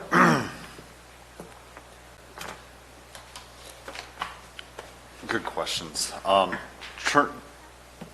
Turnover on staff. So talking about the urgency ordinance, because we all lived through this. We're all present in one fashion or another through the time, and once those regulatory fees were cut off, there was serious discussion about the staff that was retained. Talking afterwards, even during meetings this year and discussing that, I do believe, for example, the sheriff did bring up that he had rolled over some of those into open positions that you had prior. So they weren't necessarily positions we kept on in addition to what we had already had. They rolled over into an open position, and there were people that already worked here and already had a working relationship with their departments and were able to roll over into a position moving on. But there's also other positions we did retain up and over that had a significant impact to our general fund moving forward. So with that, do you plan on doing an audit on this program regularly to see if it's being held to, the best accountability and everything. And I'll speak for one person on this. This is my opinion, but if I have it my way, I will make a recommendation that we do bring in an independent audit firm that audits this program annually, and that we use the audit as a public display of how we've brought the money in and how we're utilizing the money. That's not contemplated anywhere, but it'd be unique to our program. If we're going to have a robust program and a strong regulatory environment, that's a recommendation that I would make. And ultimately, that cost would be part and parcel to the fee study. And we've suggested all along that this fee study isn't something that will live in perpetuity. When we know how many permits, we know the time and effort, we frankly might need to drop it or increase it depending on the complexity of implementation of 17.95. So all along in numerous venues, we've said we would audit a couple of things. One is audit the fee study itself and the time and effort that goes into it. I've mentioned program measures and identifying for the public. Frankly, I'd like them to be developed by the board, but in the absence of being developed by the board, our work group will develop performance measures and we'll bring them forward, and we'll use OpenGov to track the program transparently. I'd like a piece of that to be an independent audit, like we do on, we have an annual audit of with an external firm now. I would recommend that we don't use the same firm, and that we have them don't just have them look at this program specifically. I would say we bring in a firm specific to this program, and they give a report annually based on the program. But that's in, next steps. That's something that I'd like to see for the program, but it isn't something that I've presented to this board until this point. Well, could it be part of this right now? I mean, if we so chose, could we amend this to add that audit into the structure? I'm not asking so much as that's something I would like to be part of this structure. And that way we know how we're going to be proceeding in the future. Sir, I asked my question, you answered it very well. But with that, the track it also, you said there would be a list. It would go out pretty much the way I understood it from you, and from what I've understood from previous dialogue on Track It, is that once that application's handed over the counter in one area and it's entered into the computer, that's when you take the fee then for the process. That's when it goes out to all the departments that at the same time that are part of the structure for regulating cannabis: planning, building, public works. So if public works gets it, they're like, oh, well, they're going to have to move over this much soil. They're going to need a grading permit. At that point, that kicks in that next fee, regardless. So if I go to building, and to Mr. Oliver, and I'm just building my house. I'm not growing weed. I don't care about growing weed, but I'm just building my house. I go through the process of doing that, and they say, oh, you're going to move over this much dirt on your property. You have to go to Public Works, pay another fee at a separate time for a grading permit. Am I correct? I'm not an expert, but I understand the process to be that way as well. So it's not just this that applies in that fashion. It's other processes throughout the county. And throughout time, one place, they may not plan on digging. They might have a perfectly flat property, and they might throw their pots on top of the ground. So there may not be incurred a grading permit at that point. I'm not 100% sure how that applies, whether moving the dirt in from out of the area is part of that grading permit. But,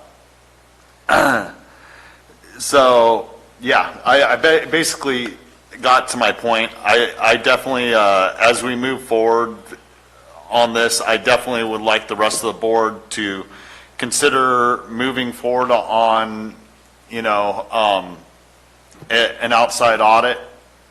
Also, my personal opinion is yes, someone separate, but let's rotate that outside audit every so many years, because after a while, someone working with a certain entity, a lot of times they get overly comfortable.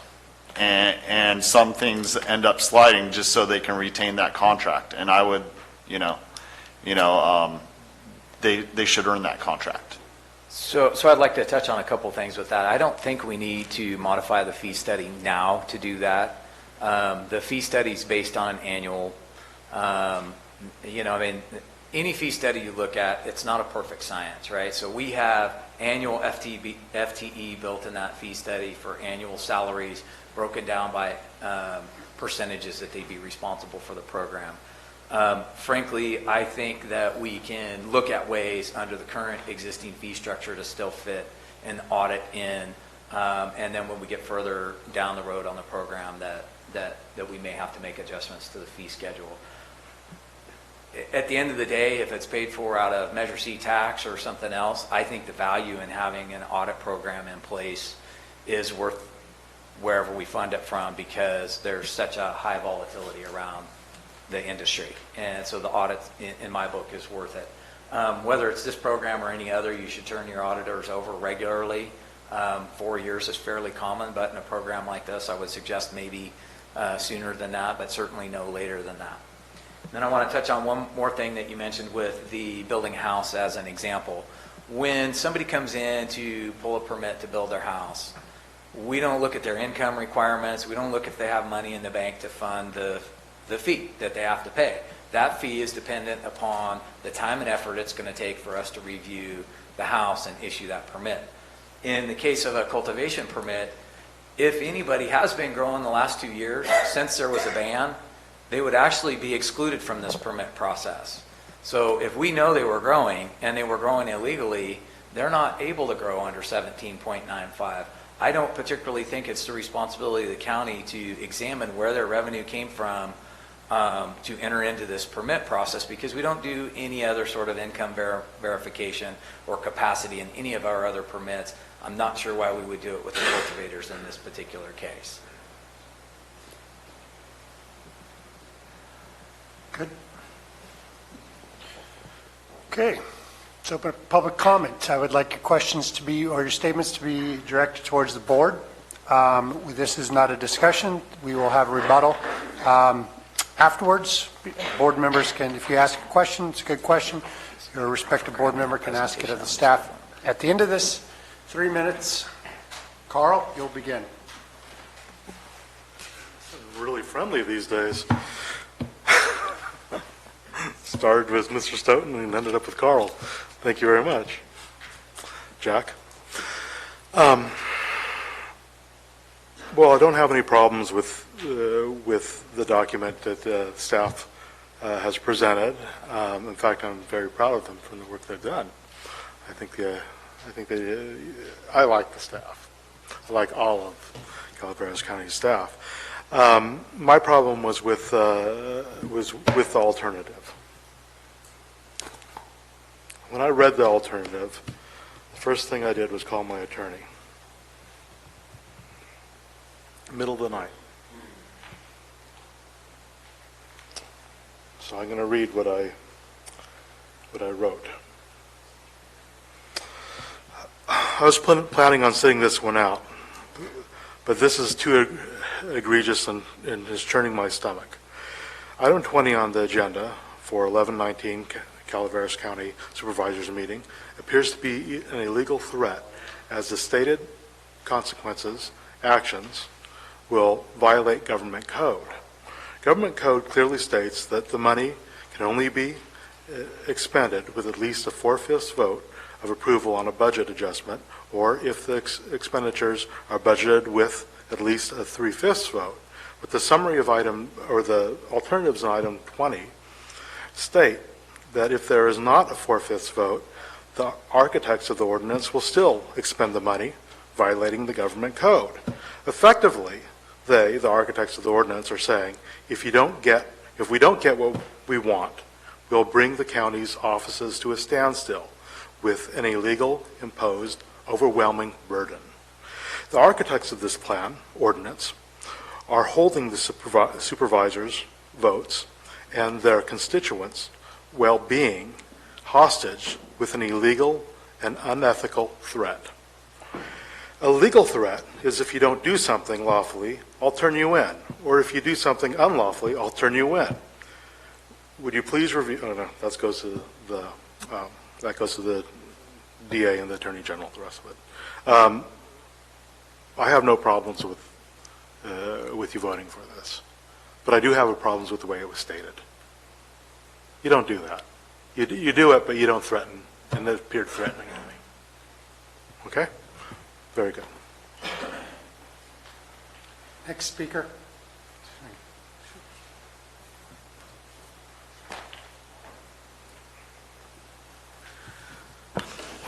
I'm a little more from District 5, and what has been missing from this discussion from the beginning is the overall effect.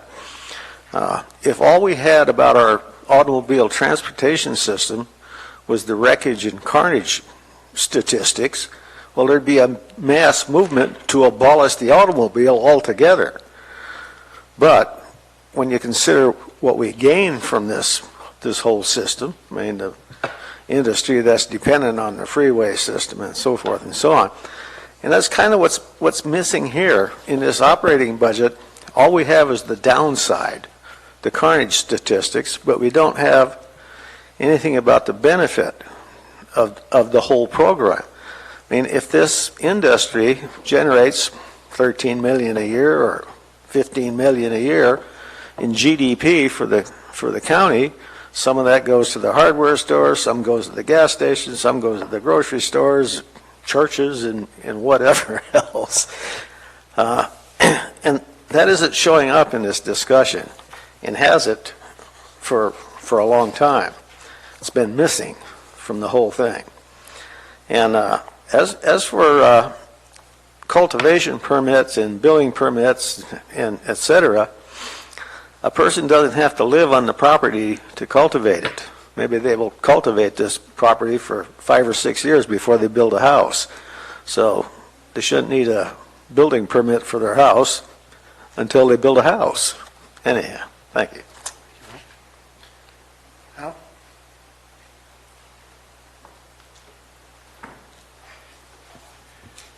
Boy, big job. Good work you did.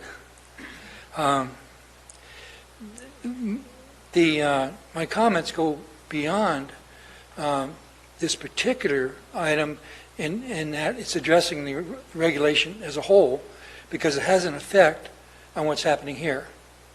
One question I have is, what's the actual cost of the program? Because we have a cannabis regulation operating budget, we should know what the overall cost is going to be. Number two, what is the cost to the regulated industry, the cannabis farmers? When you compare those farmers to the unregulated industry or the black market, what's it show? If the cost is so much higher to be regulated, and it doesn't make sense to be regulated. Has there been a business study done from the perspective of a cannabis farmer? You know, there's costs involved, and they have a lot more costs than regulation costs. But regulation costs have an effect on their bottom line. Will a, quote, strong regulatory environment, unquote, tend to increase the black market? Well, that's almost a no-brainer. We know a ban does.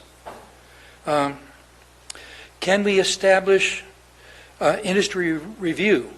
This means that the people that are being ruled can have a voice and say their ideas of what they think is not fair and what's fair.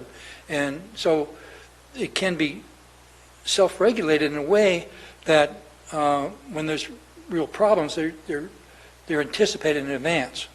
And so without industry input, then you have something that you don't know what the consequences will be to the industry. Sunsetting unneeded regulations.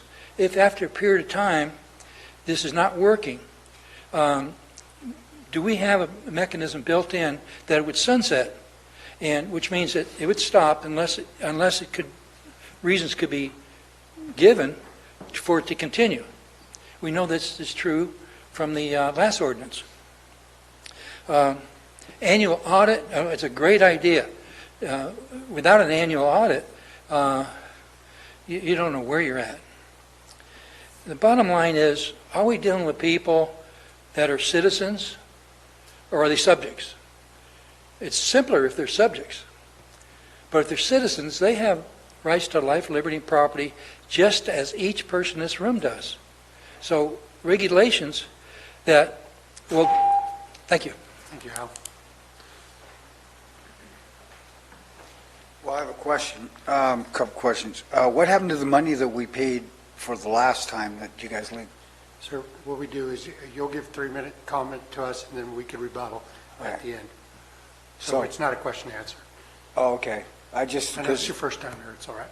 It's all right, yeah, because I paid that money, and then I never heard back, and I filed for it, and this is why I showed up for this, to find out, so. Ms. Wisser?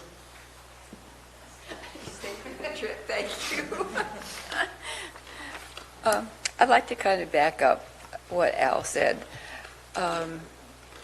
He has a lot of experience with this sort of thing, and Calaveras Taxpayers Association did quite a bit of research on marijuana several years ago when this first came up, and I also was somewhat involved. I thought when the urgency ordinance first came up, I thought it was really a great idea, and I was very supportive of people being able to grow marijuana. One of the reasons for that was that one of the farmers had come up and talked to me during a break just outside, and I talked to him about, is it all going to be organic? And he told me, of course it's going to be organic. It's medical marijuana. So, yes, it will be organically grown. And I thought, great, that's really good. Well, apparently that's not the case anymore, because now we're growing marijuana for any old purpose. It can be recreational, it can be for health, it can be for whatever, fun, okay? So my concern still is, I know you folks have worked hard on this issue, but it seems to me that a couple of the really main things that you should be concerned about is the marijuana should be organic, and we shouldn't have to have problems of any sort of toxic chemical going downhill, getting into our water supply, getting into people's wells. It shouldn't even be possible, because if you just said, hey, it's got to be organic, that would solve so many problems right there. And then your new employees who work for the county could go check and make sure that things are being done properly. Okay. So just adding in my 2 cents, I have not read everything that's been going on with marijuana the last few months, so I don't have full information. But I haven't seen a cost-benefit analysis done for this program.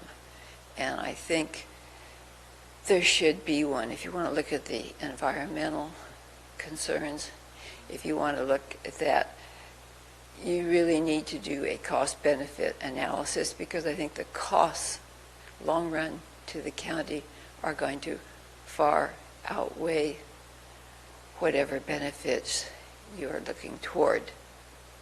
Hopefully I'm wrong, but I haven't seen any real analysis done. And that's it. Thank you. Thank you. Ms. Corda?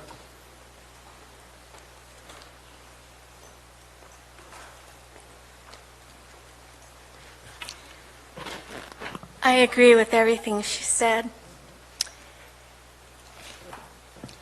In addition to what she said, it seems to me that the sheriff might be interested in if some of these places are going to be funded by illegally grown marijuana funds. I think that that should be looked at.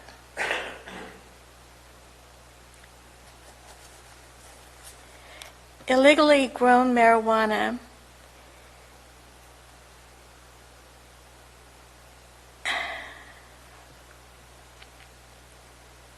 well, let's put it this way.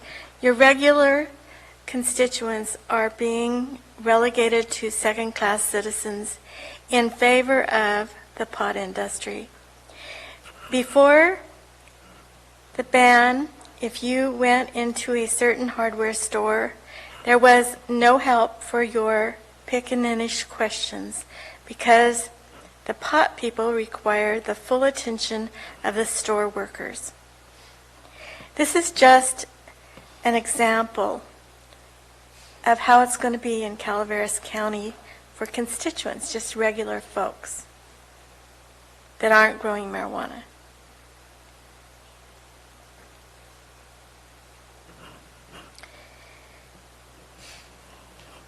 The constituents of this county are subsidizing and will be subsidizing the Calaveras County pot industry. This has been unacceptable and will continue to be unacceptable. Is being a second-class citizen acceptable? Thank you. Speaker?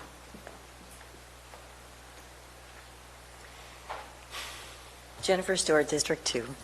After looking through all of this stuff, I noticed there's all the regulation that goes on, but not anything that for the complaint side of it. When somebody comes up with a water issue or some sort of contamination issue, if I have something on my mind, do I go to the cannabis department or do I go to code compliance?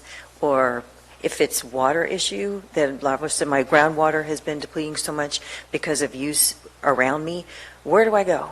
How do we, as an advocate for the people who are okay with people using marijuana, but to deplete the county's resources in a way where I may not have a say, or I may not have an avenue for redress, that concerns me a great deal. Just want to know how we have a voice. Thank you. The public speakers. Sandy. Good day, board and staff. Sandy Maitrot, District 2, Mountain Ranch, property owner since 2001, full-time resident since 2009. I'm not going to go into my background relative to cannabis in this county, but I will say that it's been 4 years. And when I first started speaking about this, I didn't need glasses to read my public comment. But I stand before you today because I am pleased that we're back and readdressing this, and we are looking at the piece parts that support the Division of Cannabis Control already approved. I've spoken several times during the course of the UO, prior to the ban, about the importance and the criticality of this department, as well as the value that it would bring when undertaking a program initiative of this size and scope. One of the things that I want to make sure is that the approval of the cannabis regulation, operating budget, and regulatory fees is done with the county staff, with the county properly staffed to support the organization. It's paramount to the program's success.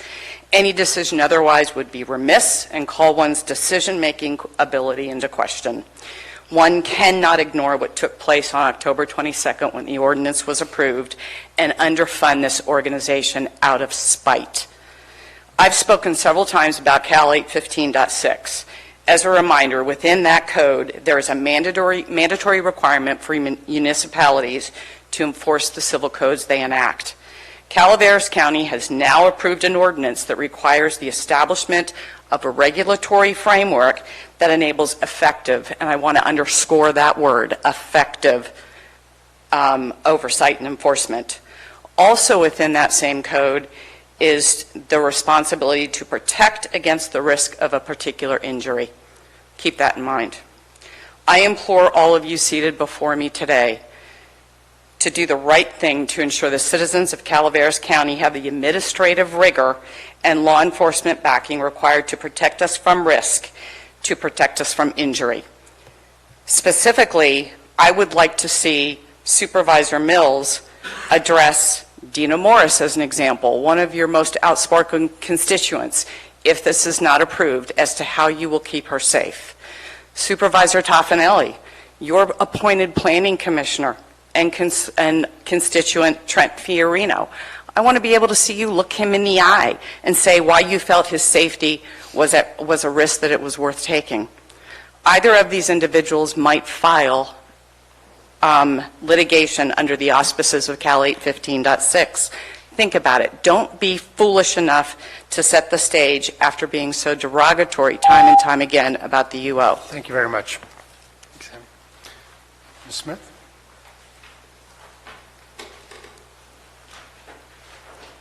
Good morning, Jennifer Smith.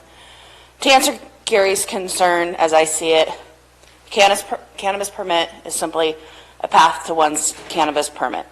If I, as a farmer, need a building for my business, it is incumbent upon me to go to the building department and legally acquire and pay for the permits for that building. If I don't get that building in a timely manner, that lies on my shoulders. Nobody else's, not the cannabis department's. And that's my business that suffers if I don't do things accordingly.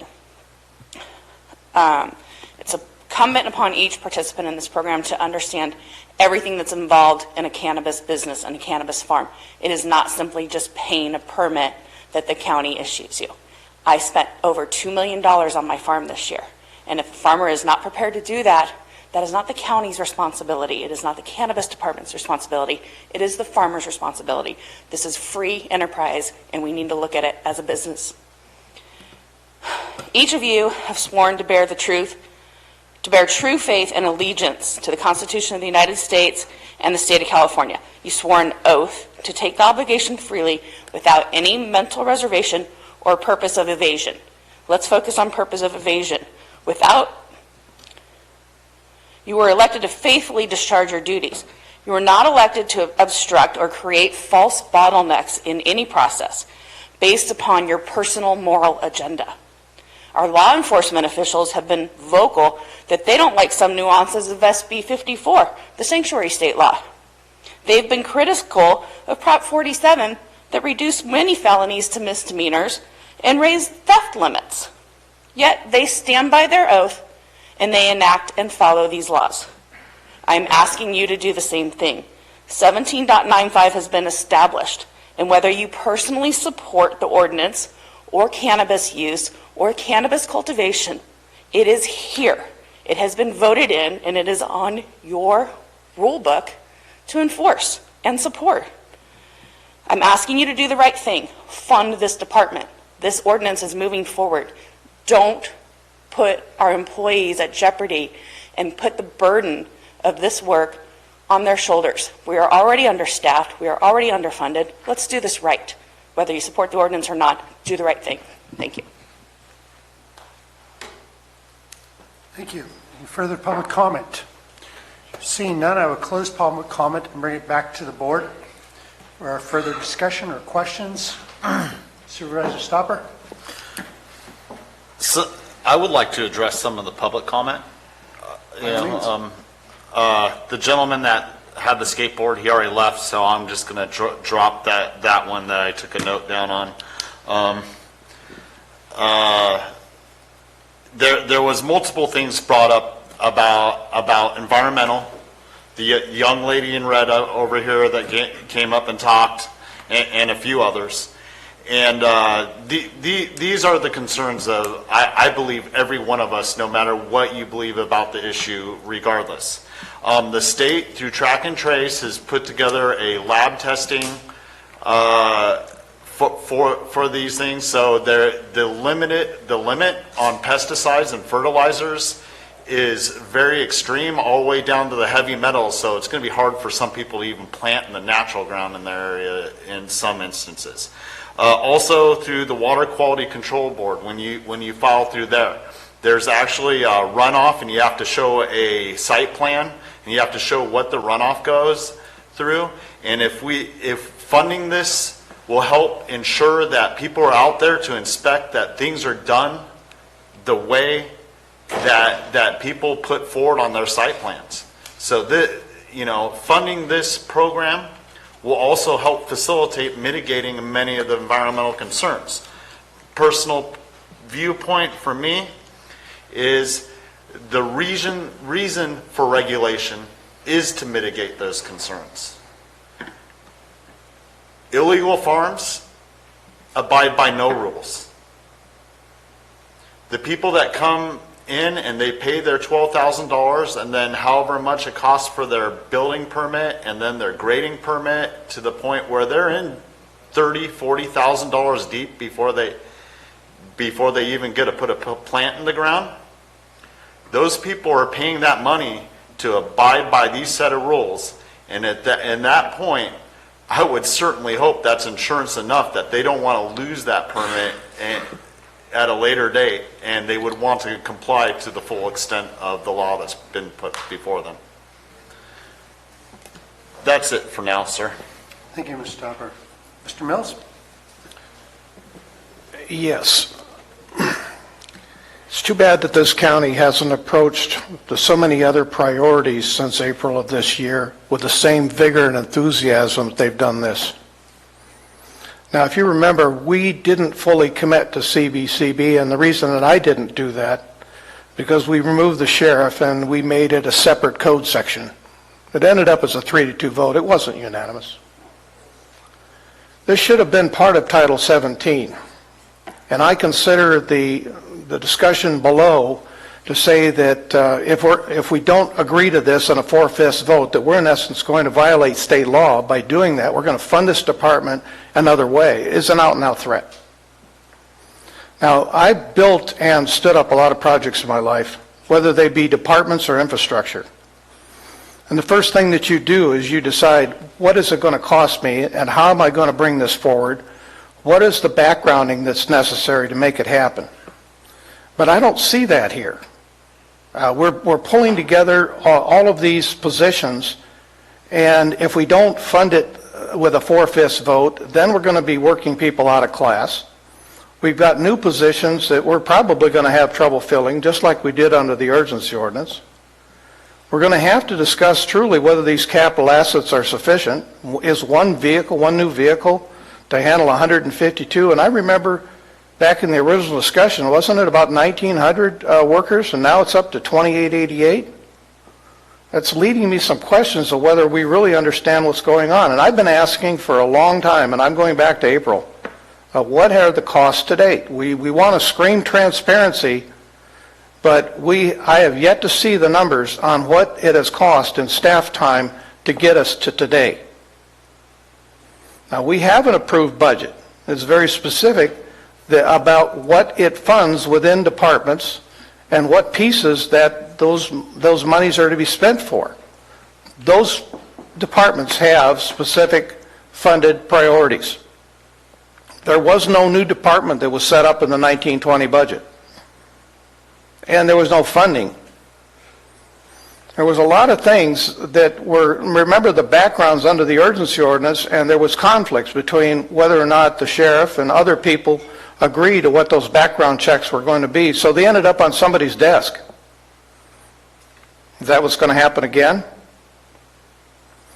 There's nothing in here about inspections for mitigation or remediation. I can take you to site after site in this county that where we've eradicated, but we haven't done anything to remediate. We haven't discussed out-year costs, or whether or not having 17 people this year is going to be sufficient for next year, or whether we're going to be ending up in some staff reductions. 6 planners for this year, and then when we get everything done that we need to do, what's going to happen to them? So what about this in next year's budget? I'm not seeing that we're sure. 2 more lawyers are in this proposal. You realize that currently with the staff, the legal staff that we have in Calaveras County, that we have more lawyers sitting in this room next to us than we have deputies currently working on the street? Now, I keep repeating Sonoma, and yet it isn't something that really wants to be discussed. But if you want to put together a good program, I would say Sonoma's got a good start. Anybody hear Mr. Biden's recent statement? He doesn't agree with marijuana. As in Joe? Yeah, as in Joe.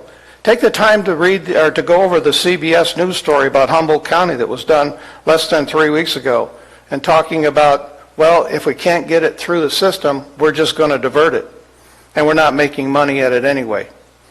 McGregor Scott, speaking before the folks in El Dorado County recently on the death of Deputy Ishmael, he said, due to the regulations in California, the black market is alive and well and thriving. I want to remind everybody, when they start talking about our oath of office, that there is a supreme law in this land that's called treaties under Article 6, Section 2. Take the time to read it. If you want this so badly in the United States, you're going to need to readjust a treaty. That isn't something I can do. It's not even something that the Congress can do separate of the United States Senate. Treaties are the supreme law. And so when we look at supporting and defending the Constitution, we can support and defend the pieces that we want, but I have an obligation to defend it all. Now, I did speak to a cost-benefit analysis on this back when we were discussing 1795. There's been no effort to do anything about it. I wanted to see an impact report, a true economic impact study done on this. No response. So I think that this thing is just running down a road to nowhere. All it's going to take is somebody to jump up with a lawsuit like what's happened before, and it all gets kind of pushed into the corner of the court. I don't see a benefit at all here, and I certainly take deep exception to the idea that we would be threatened to the thought that if we don't pass this, we're going to do it anyway. We're going to, I'm not so sure. First off, there's some really good points made by public comment. I want to thank the public for being here today. I think many of you have read this document far more thoroughly than many of us have. Al, I always appreciate subjects or citizens, but I'm not quite sure whether we're hypocrites up here or nihilists, and that we just feel we need to destroy everything and not build anything moving forward. But I think we're more like the story of the kid with the ice cream, where they scoop him a scoop of ice cream and he says, nope, not going to eat that unless you put some whipped cream on it. Put whipped cream, not unless it's got sprinkles. No sprinkles, then you put sprinkles on, then they want a cherry on top. And then they decide, it's kind of melted. No thanks. That's sometimes what I feel like when I'm dealing with this. I compliment the staff and the working group. You guys have done a tremendous amount of work. You have answered the questions that this board has put forward for the last 2 years. We have put in there environmental monitoring and regulation. We have put in there a computer system where we could track things. We have put in place money so that we can hire the people and do this program correctly, so we could pay for cops, so we could do the planning. This is what we asked for. This is what we complained about when we did the urgency ordinance, and now we've fixed it, and it's just not good enough because the ice cream's melting. So we're just not going to eat it. I find that very disappointing. I appreciate the work that the staff has done in putting these documents together. The fee study was incredibly detailed, and I appreciated that. The business plan is incredibly detailed, and I appreciate that. I have spoken to the counties of Sonoma. I'm good friends with some of their supervisors up there. They haven't created the perfect. The perfect doesn't exist. What we have is a program that will work. And if we don't do this, we are hurting our county. We are doing an unfunded mandate on everything else. We have the money set aside. It is no one else's money except those who have paid the fee to be part of this, and we should use it accordingly. If we do not use that money, we are going to use other people's money. It is no threat. We have all kinds of mandates that we have to get done. This will just be another thing that has to be done without enough proper staff or planning. So let's not be hypocrites. Let's build something for this county. Supervisor Callaway? There was a question about if people had complaints, where do they go? I saw it as two parts. One, the complaints are those people who were registered or legal, whatever we choose terms to use, and those people that are illegal.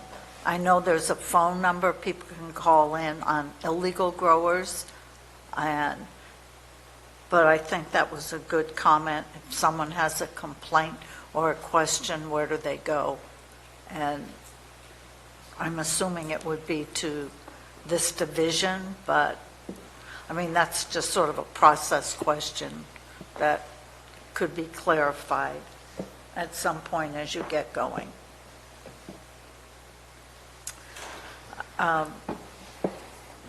Having not been part of this process, so for the urgency ordinance and what happened, but only what's here now, we put something together, we put in ordinances or rules. Sometimes it's a 5-0 vote, sometimes it's 4, sometimes it's 3. But once it's approved, it belongs to all of us. We can't say, well, I'm not going to support it because I didn't vote for it, which I've wanted to do over time. But we as a board take ownership for it. The budget is a really good example. We have a lot of back and forth, and we all might approve or we might not approve, but then the budget becomes ours once we approve it. This ordinance that's approved, yes, it was approved on a 3-2 vote, but it belongs to all of us.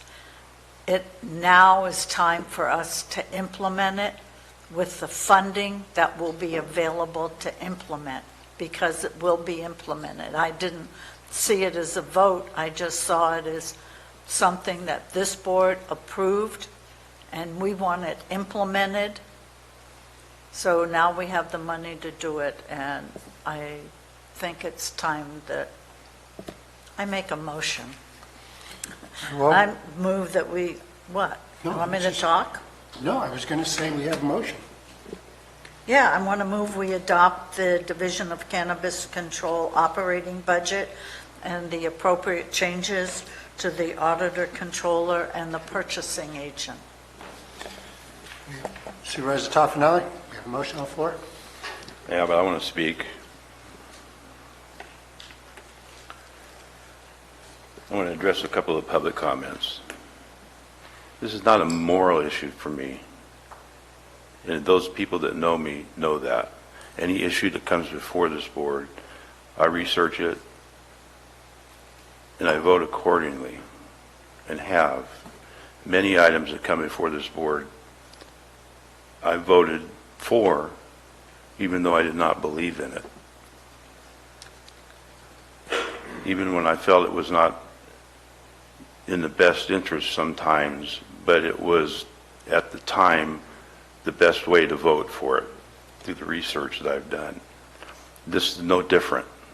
It has nothing to do with how I feel about an industry, because you don't know how I feel about an industry. You know how I feel about an ordinance and what's in that ordinance that I disagreed with. I brought in October of 2017 to this board a set of regulations that I felt were responsible enough to get going in this industry, and it was turned down. So the moral issue is not here. I'm sorry, you're mistaken. I don't sit up here with moral attitudes on issues. I don't look at them like that. But I find it very ironic that I am again in a place that my vote on a cannabis issue may be a deciding factor. And although it may not be the determining factor as to the ordinance being enacted, it will determine how it will be funded, which is a huge issue, very huge. I've been told by many people that voting for this item would be the same as voting for the ordinance itself. I disagree with that thought. There's a lot more at stake here than the ordinance, as it will be enacted regardless of today's outcome. The majority of this board voted it into the county codes. That's a fact. The main issue is what is If this item does not garner 4/5 votes, what weight will be imposed on a number of departments that will have to use their budgets and personnel to implement it, along with their day-to-day tasks? And you look back when I came on this time to this board in the chaotic state of what the county was in, because of an urgency ordinance, and I will bring up the urgency ordinance, and I have many times to point out the inadequacies of that ordinance, regardless of who wrote it or what it was enacted, or who voted on it and who didn't vote on it. There was nothing getting done, and there was fees being paid for that. There was people hired for that. There was code officers hired for that. But yet, it consumed this county and planning department and building department and code department and admin and environmental health, all these departments. It engulfed everything, everywhere you went, everything you did. It had to do with cannabis, and departments were just running ragged. Everything was by the side. You couldn't get permits for anything because they didn't have time. It was a long waiting line. That was the reason why department heads and staff wanted to start with 25. And they were tossed to the side. Staff was ignored. They had the experience. They knew what could happen with this. And instead, we moved forward. We moved forward of letting 192 or 200 or whatever it is possible permits to go forward. That's an extensive amount, regardless if we're going to add staff or not, and Peter knows that through experience. We have thrown the sheriff and the DA out of this. They both spoke on the need to start with 25. They both spoke with the need to keep them involved on the permanent processing and the badge processing for background checks. We threw them under the bus. We decided, no, you could just go be the DA and the sheriff. We'll take care of it. Apparently, what we're going to do is start again with no experience. We're going to depend on a couple of department heads, but everybody else, we're going to start over again with this new department. And we're asking for funds to be allocated to it now to start it. And we're going to start it full-fledged. We're going to go all the way. We're not going to start with 25. So basically, what is being said by a couple of people here today is correct. We're in a position now, I don't buy the ice cream thing, because it has nothing to do with ice cream. I'm sorry, Jack, but it has nothing to do with ice cream. It has to do with the fact what has been ordained here, and now in a position of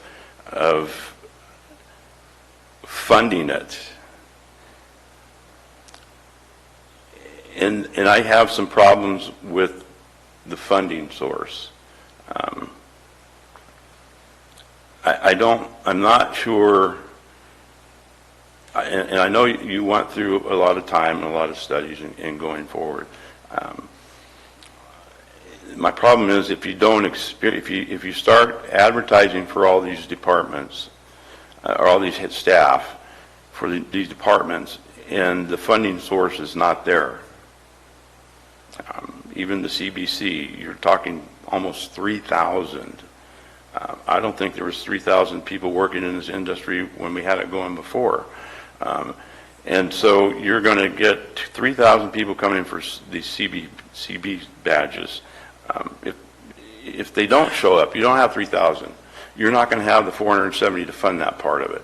It's going to go to the general fund because you're saying we need to implement this. If you don't have a rush for the applications, you hired all these people and you start processing, and the funding is not coming in, it's going to go to the general fund to pay for it, regardless of what we have a 4/5 vote here or not. And in my opinion, it looks like the general fund is going to, from the get-go, start funding this program.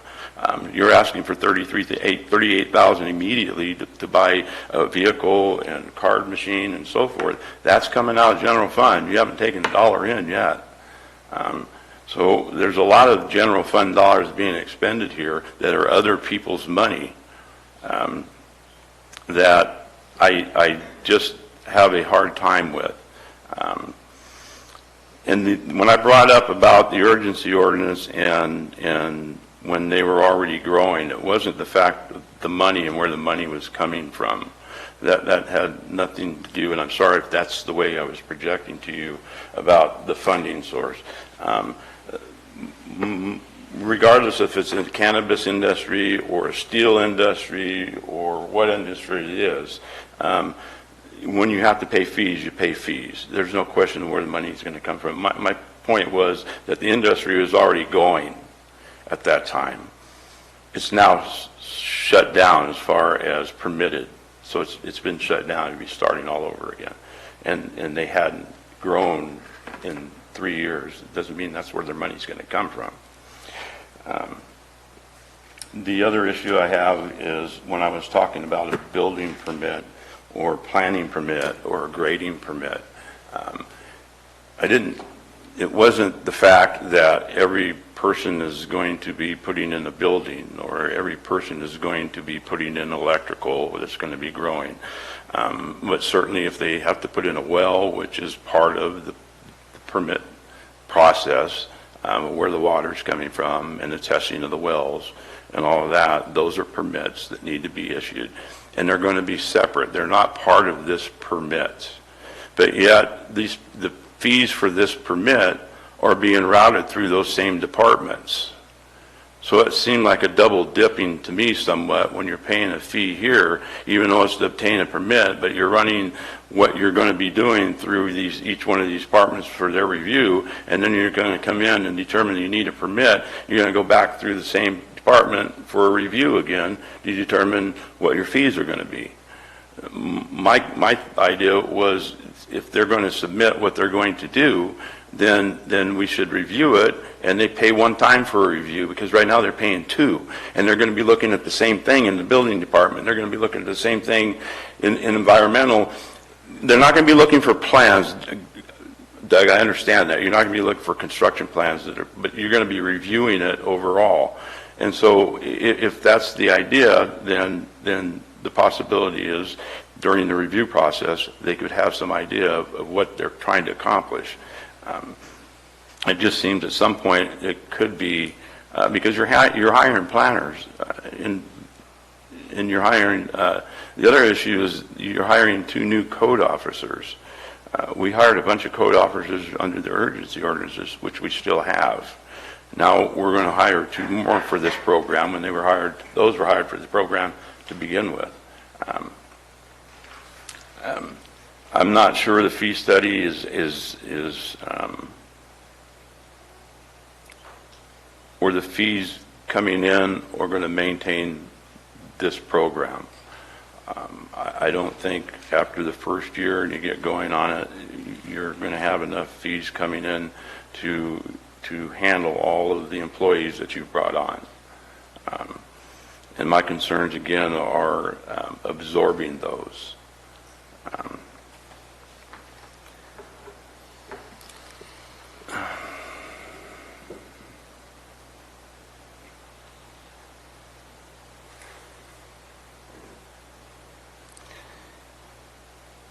I want to go back to the ordinance itself. I did not vote for the ordinance. I did not vote for 955, or 922, I'm sorry, and 17.95. I had some issues with it, and I brought the issues up about it. Now I'm being asked to vote to fund this program, and I would, it makes it very difficult for me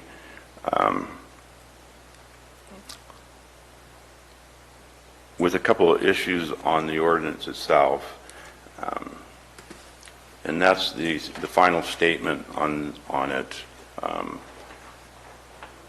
under 17.95.210 section SS, that this board decided to vote 3-2 to include that in an ordinance is absolutely, there's no ordinance anywhere that has a finding like that written on it. If you paid attention to any of the news items that are out there right now, 60 Minutes had one on the Emerald Triangle and what's going on in the Emerald Triangle. And there was interviews with the good growers, there was interviews with the major distributor, and the facts that are out there right now. And their comments were, one, there's fewer dispensaries in California than there is in Oregon, which creates a huge problem for the market and where all of this product is going. And it was specifically stated by them that it's going to a black market. It's easy to do. And the black market does not pay taxes. The black market is not just in other states.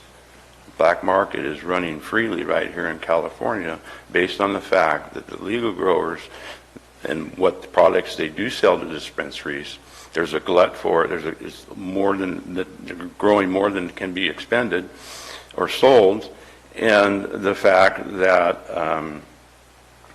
that the black market is created openly in California because you can buy it cheaper. They're not having to pay when you go to the dispensary all the heavy taxes. They're not paying the state taxes. They're not paying the local taxes. They're not paying the sales tax when they go to the dispensary. And that was put on 60 Minutes, if you watch the program, October 27th. You go back and review it. And that was from the major dispensary.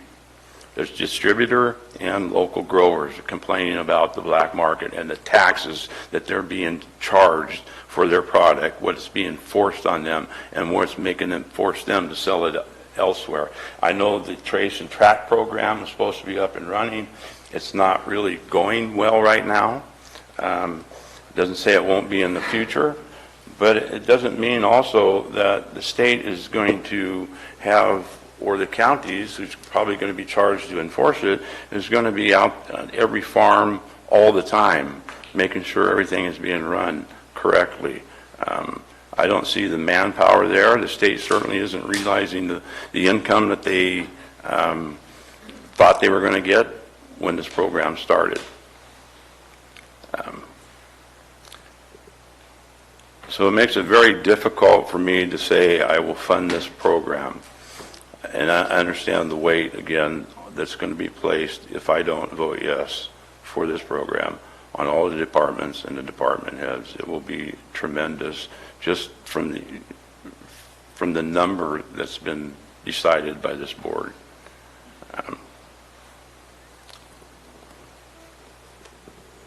So I'm not in favor of this budget is the way it's been presented and the way it is in front of us now. We have a first on the floor. We have a second. The chair will second the motion. Is there further discussion before I call the vote? Very well. Madam Clerk, will you do a roll call vote? Supervisor Callaway? Yes. Supervisor Garamendi? Yes. Supervisor Toffenelli? No. Supervisor Mills? No. Supervisor Stopper?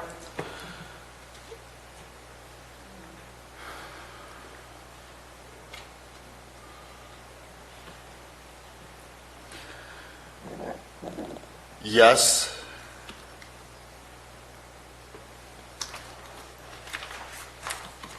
Okay. Final vote is 3-2.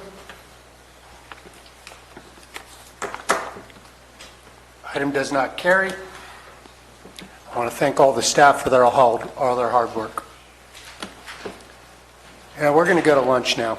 At 1:30, we will return in closed session where we will finish the CAO's evaluation. I know some of you are waiting for items that are coming down the road. Probably be closer to 2:30 by the time we get back in this room, so I apologize for that. This took a little longer than I thought.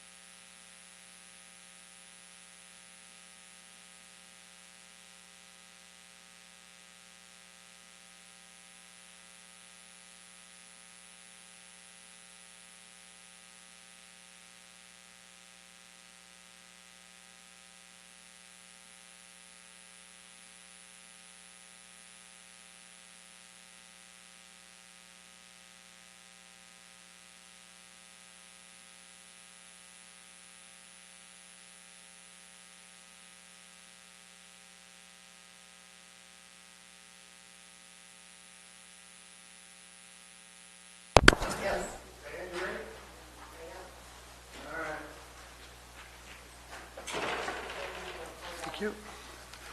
Report out.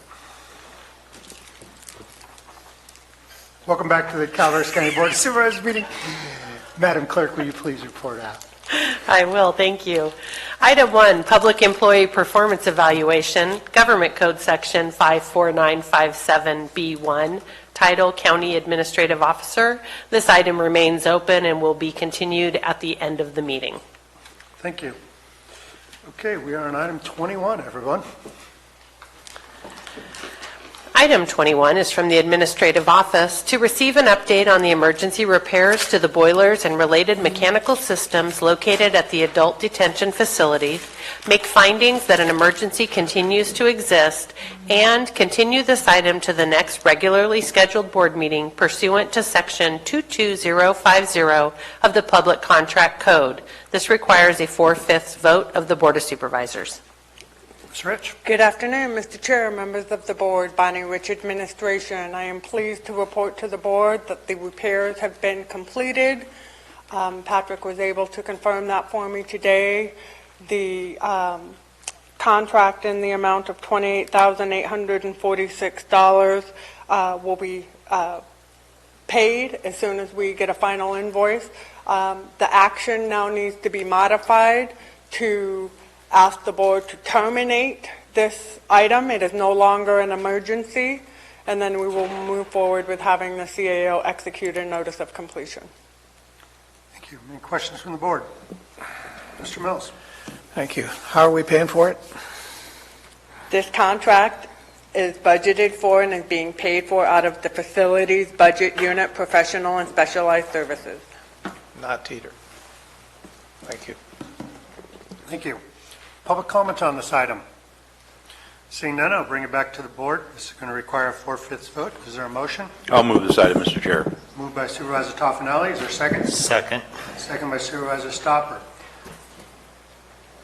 So is it being amended to include that the project is completed now? Are we amending? Yes, the item should be for the board to receive a report that the work has been completed, to, number 2, terminate the emergency, and that's it. And my motion stands. Would you like, I think you need to modify your motion with the new language, Supervisor Toffenelli, to terminate the emergency. Well, my motion will be to modify then to eliminate the emergency. Okay. Very well. Supervisor Stopper, is it good with you? Yes. Okay. All in favor? Aye. Aye. Thank you. Everybody vote? All in favor? Aye. Aye. Opposed? Carries 5-0. All together now. Exactly. It's like, wait a second. We're used to the right course. 22. Item 22 is from the Clerk of the Board of Supervisors to select one member of the Board of Supervisors to act as the 2020 CSAC representative and one member to act as the alternate for the CSAC Association year beginning December 3rd, 2019. This item is coming to you as it did last year to have the board select a representative and an alternate prior to the CSAC conference so that our county will be able to vote at the conference. What was done last year was that when the board made their assignments at the first meeting in January, the CSAC representative and alternate were revisited, and you could keep the same appointees or you could change your mind then. But this is so that when we go to CSAC December 3rd, that we will be able to vote. I'm your representative, and I'd like to remain so. I am the alternate, and I would like to remain so. That I'm already scheduled to show up on the 3rd through 5th. I think for continuity reasons, a 2-year stint is probably far better and will serve our county better than having it rotate every year. So I concur. Okay. Any public comment on this item? Seeing none, I'll bring it back to the board for a motion. So moved. Moving Supervisor Callaway as primary and Supervisor Stopper as alternate. That's the motion. Motion by Supervisor. Second. Mills, second by Supervisor Toppinelli. All in favor? Aye. Opposed? Carries 5-0. 23. Item 23 is from the Planning Department to conduct a public hearing, find that the project is exempt from CEQA, and adopt an ordinance amending Chapter 17.44 regarding M4 setbacks and authorize summary publication. Hello. Nice jacket. Thanks. I like this one. My wife bought it for me.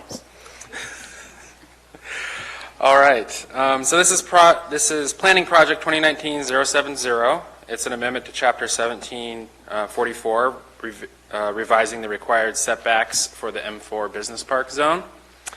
On September 10th of this year, the Planning Department was instructed by the board to process an amendment to revise the M4 zone setback requirements to be more consistent with other industrial zones. Chapter 1744 of the Calaveras County Code establishes the provisions of the business park zone, also known as M4. Section 1744.070, titled Site Development Standards, contains the setbacks for structures. The M4 zone has separate setback requirements for perimeter and interior lot lines in business park developments. The perimeter setback is 30 feet, which applies to all property lines on the perimeter of M4 zoned areas, be they front, side, or rear lot lines. The setbacks in the interior of M4 zoned areas vary in size.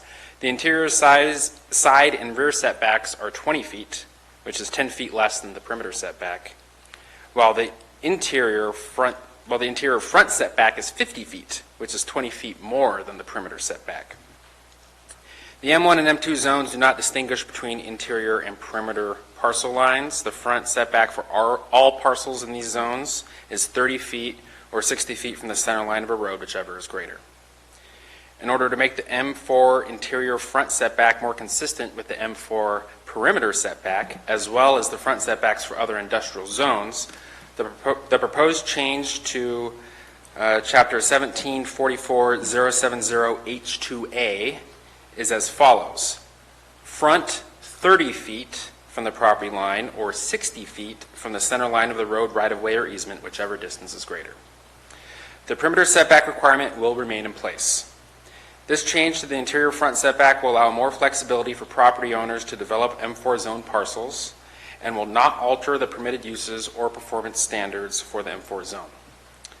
CEQA guidelines, section 15061B3 exempts actions that can be seen with a certainty that there is no possibility that the activity in question may have a significant effect on the environment.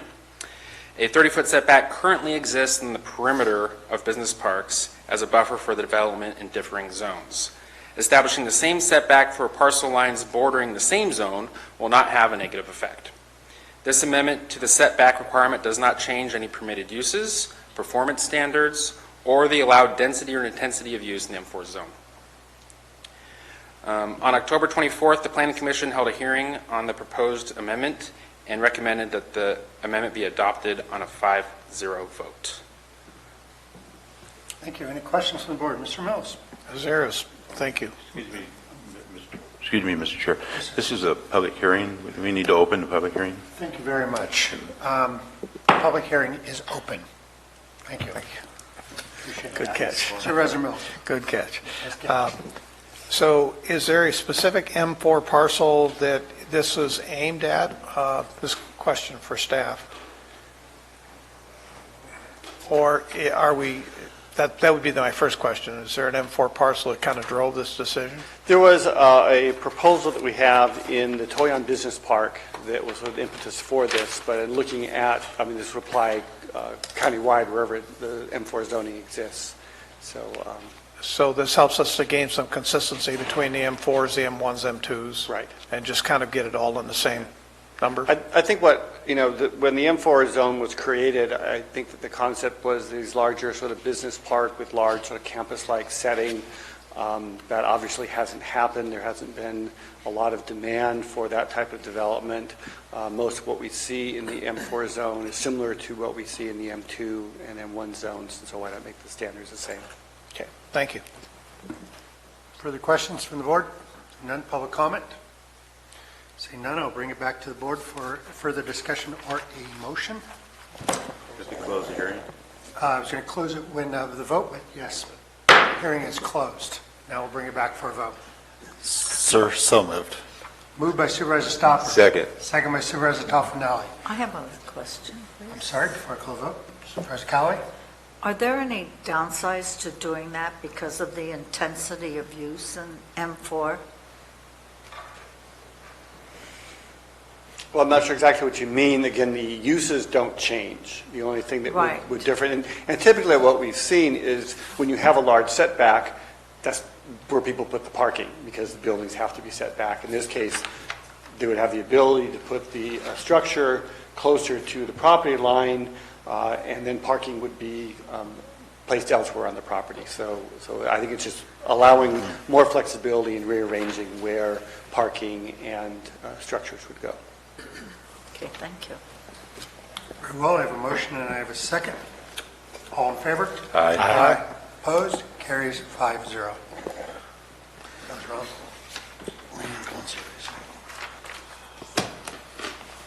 Item 24 is from the Planning Department to adopt a resolution to establish California Land Conservation Contract Agricultural Preserve Number 375 totaling 194.57 acres for Leland Bradley Hall, trustee of the Leland Bradley Hall Revocable Trust, dated 8/16/18. Ms. Kevin? Good afternoon. Gina Cathan, County Planning. Much like presentations before, this item and the following item are connected, all in referenced in the staff report that you've got before you now. So the first part is the Ag Preserve contract itself. So what we have is Ag Preserve contract number 375, which consists of two contiguous parcels totaling 194.57 acres. Property is located west of State Route 26, approximately 1/2 mile northeast of the Paloma and Gillum Road intersection. The land is currently leased to David Fisher, who is grazing approximately anywhere from 50 to 70 head of cattle. It's my understanding that he also leases adjacent property as well. Our county farm advisor conducted a feasibility study which confirms the land's capability of producing a gross annual income exceeding $12,000 annually, which exceeds the $2,000 minimum necessary to be eligible for the preserve.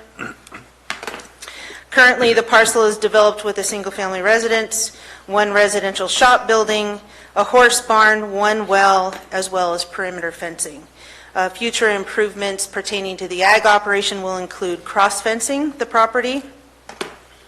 The property is traversed by a tributary to Spring Creek, providing seasonal water source for the cattle operation. In addition, there's a large reservoir also located on the property, which also provides a water source for the operation. Currently, the parcel is in the general plan land use designation of resource production, which, as we know, identifies lands primarily used for agricultural, timber production, mineral resource production, for the use or for the purpose of maintaining land's viability and economic productivity. This parcel happens to be located in the designated critical habitat area for the California red-legged frog. In addition, CAL FIRE designates this area as moderate to high fire hazard area. In conjunction with the Ag Preserve contract, the second half of the proposal, zoning the property agriculture preserve signifies the land is restricted by an ag preserve pursuant to the Williamson Act, so we do need to zone the properties appropriately. And again, those are two parcels totaling 194.57 acres. That acreage meets the minimum 100-acre requirement to be eligible under the Williamson Act and the Ag Preserve zoning. So in conclusion, the land meets the minimum requirements to be eligible for the Ag Preserve. There is adequate on-site water supply for the cattle operation. The general plan goals and policies encourage the preservation of land for agricultural purposes. Maintaining the land in agriculture will reduce the residential development and ensure continuous operation of the livestock operation, which will then reduce fire fuels and reduce the risk of wildfires. And maintaining open spaces beneficial to the preservation of wildlife habitat. Your Ag Advisory Committee, your Agricultural Commissioner, and your appointed Planning Commission have all taken this application under consideration, and their recommendation to you is to approve the contract and establish the zoning accordingly. This item is exempt from CEQA, and a notice of exemption has been prepared. Thank you. Questions from the board? Supervisor Toffenelli. Oh, hearings on 25. I have 24 saying it's a public hearing. Public hearing required, yes. Item 24. Madam Clerk? So it's a resolution. Recommendation that was read does not include conduct a public hearing. However, this does go hand in hand with the next item, which was when we will open the hearing. I'm just going by what it says here. On where, Gary, on yours? On the top part of the item, For 24? where it says public notice required, yes, public hearing required, yes. So that's what I was seeing, so. It's no If different than any It's other. conjunction with the next one, then I don't have a problem. County council does, that's fine, okay. It was properly noticed. I have As a such. question. Yes. On the financing, and maybe it just hit me today. Your time, planning staff's time is paid for by the general fund. Correct. Who pays for the ag advisors? How is the ag advisor? The Ag Advisory Committee? No, Scott Oneto, when he determines value, who pays for his I'm time? uncertain as to whether or not the applicant pays him directly. I'm assuming there's a fee associated with that, but I don't have that information. Because he does all of our Williamson Act valid Correct. economic evaluations, Correct. doesn't he? That would probably be a question, I would imagine Kevin could probably answer that question. But again, I'm not certain. I would assume there's a fee associated with that would come directly from the applicant. But I have never seen a receipt or any other document that would verify that money transacted. So maybe my question's for Mr. Mauer. Is there a reason why the planning department does not have a fee? I mean, it's a lot of work that Gina puts into this. Yes, she does put in a lot of work on all of these applications. A couple of years ago, I had proposed that we, when we did a fee update, I think it was in 2015, to provide a fee to cover our costs. The board declined to adopt that fee at that time. Last time when we had the fee update earlier this year, there was some discussion about that. We will be working with the Ag Commissioner and sort of revamping the whole program, hopefully in the near future. We need to update some of the procedures that we have, and hopefully we'll be bringing back some discussion on possible fees to cover our costs in this as well. I mean, because there is a tax advantage for the property owner and a big cost for the county, so. I can't argue with you. Okay, thank you. Any questions from the board? Seeing none. Public comment? Ms. Gorda?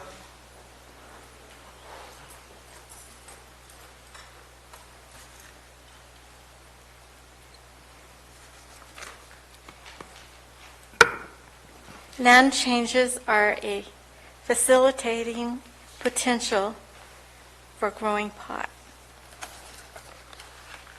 Thank you. Is there other further public comment? Seeing none, I'll bring it back for the board for a motion. I'll move this item, Mr. Chair. Moved by Supervisor Toffenelli. Is there a second? Second. Second by Supervisor Stopper. All in favor? Aye. Opposed? Carries 5-0. Item 25 is from the Planning Department to conduct a public hearing and adopt an ordinance approving the zoning amendment to Agricultural Preserve to recognize Agricultural Preserve Contract Number 375 pursuant to the Williamson Act for Leland Bradley Hall, trustee of the Leland Bradley Hall Revocable Trust, dated 8/16/18, and authorize a summary publication. Now opening a public hearing. Okay. So part 2 is zoning amendment. Obviously, we have to zone the parcels accordingly, which indicates that the parcels are restricted by an agriculture preserve pursuant to the Williamson Act. So we've got 2 parcels, APN 40-001012 and 016-004-020. Both of those are currently zoned general agriculture, and the proposal is to zone those properties AP Agriculture Preserve. Questions from the board? Supervisor Mills. Where is this in relation to the other one? I'm sorry, repeat? Where are these parcels in relation to the one we just talked about? They are the parcels we just talked about. Okay. Paloma and Wallace, it borders both districts right there. Right. Somehow. Road, so, Okay. Is there a discrepancy with the APNs? Yeah, go ahead. Supervisor Mills, do you have a question? Well, it's just, the map I was seeing on the other one didn't make any correlation to this one is all. yeah, one does say Wallace and one does Yeah, say. okay. That's fine. Are we all good? Okay. Public comment? Ms. Cordo?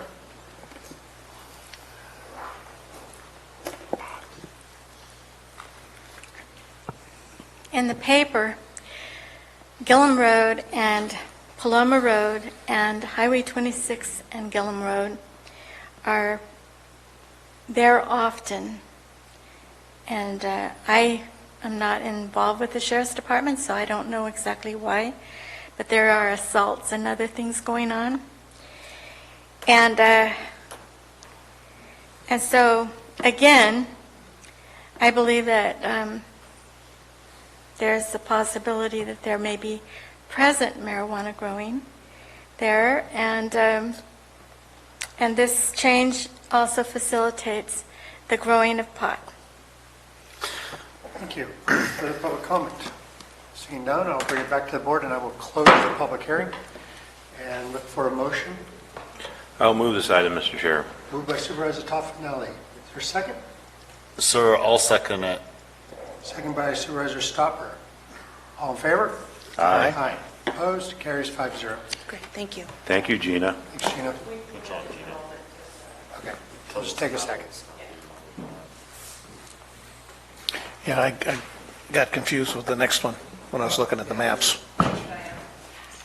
So that one's just outside of Valley Springs, right? This one is coming up. Yeah.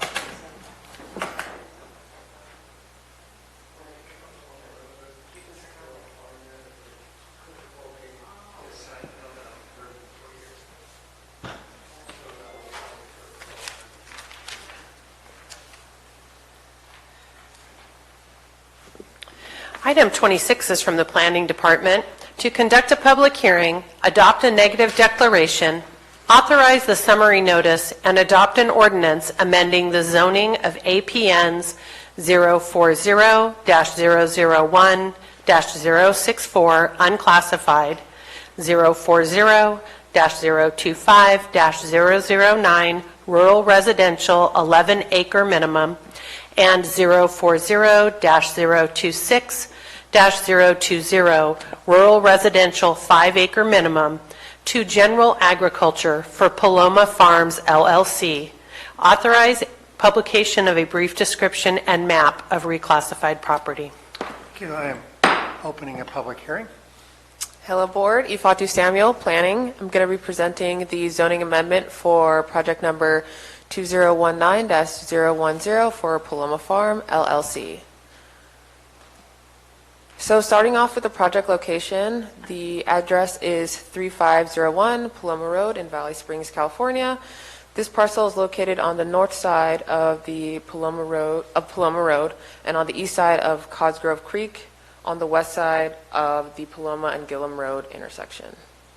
And here's the vicinity image of the parcel, so you could get an idea of where it is as far as the greater Paloma and Valley Springs area.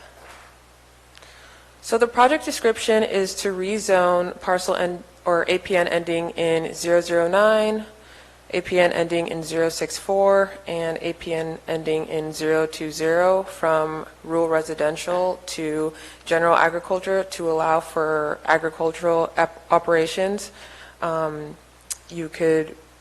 Which was in the packet, as well as the business plan that was submitted as well, goes more into depth as far as the agricultural operations. As you can see here, it's surrounded by general ag land as well as residential agriculture, unclassified, public service, and rural residential zone parcels. Here's the current split zoning, and here's an image of the proposed zoning amended.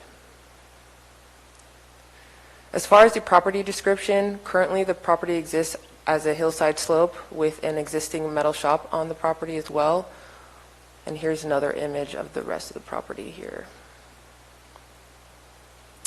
As far as compatibility, this property is compatible with the A1 zoning based on the surrounding land uses. It's a mix of land use for 5 to 10 acre personal ranchettes as well as grazing land. Here's a photo of that. As far as general planned use designation, APN 040-001-064 is designated as resource production and is compatible with the A1 zone. APN 040-025-009 and APN 040-026-020 are designated as rural transition B. During the development of the general plan land use map, the three APNs were not identified as one legal parcel.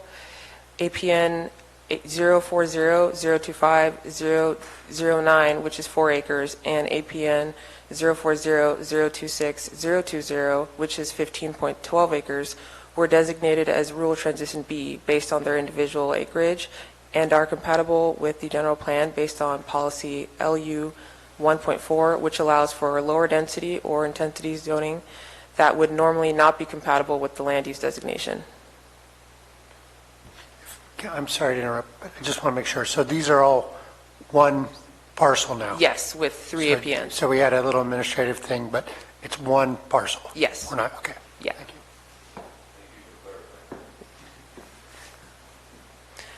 This area is in a very high fire hazard zone. However, with the introduction of livestock and as well as agricultural operations, it has the potential to reduce fire fuels as well as overall fire hazard risk.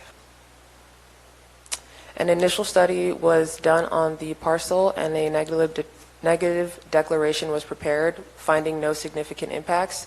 There's a 30-day circulation period starting May 3rd through June 3rd of 2019.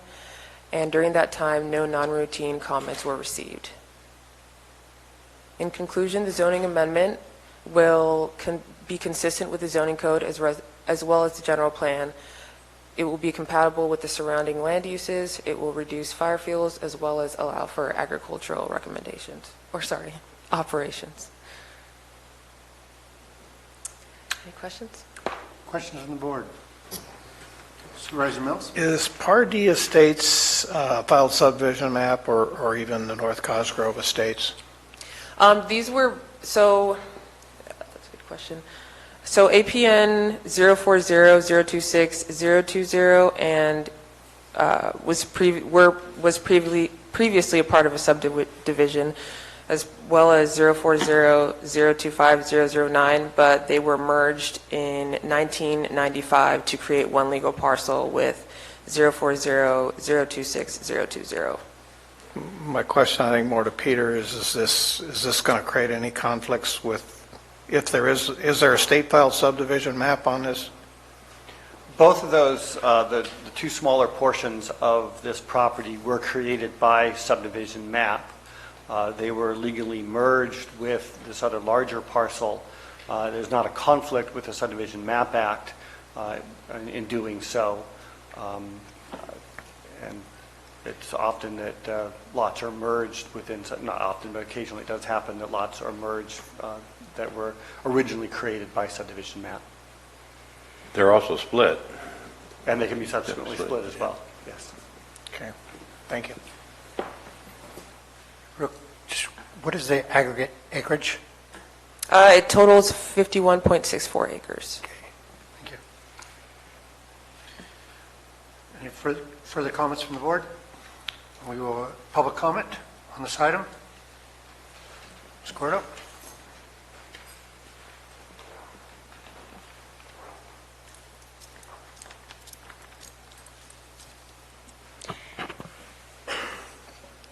This property is upstream from Valley Springs, where there are wells that service Valley Springs. Also, there's the red-legged frog in the vicinity downstream.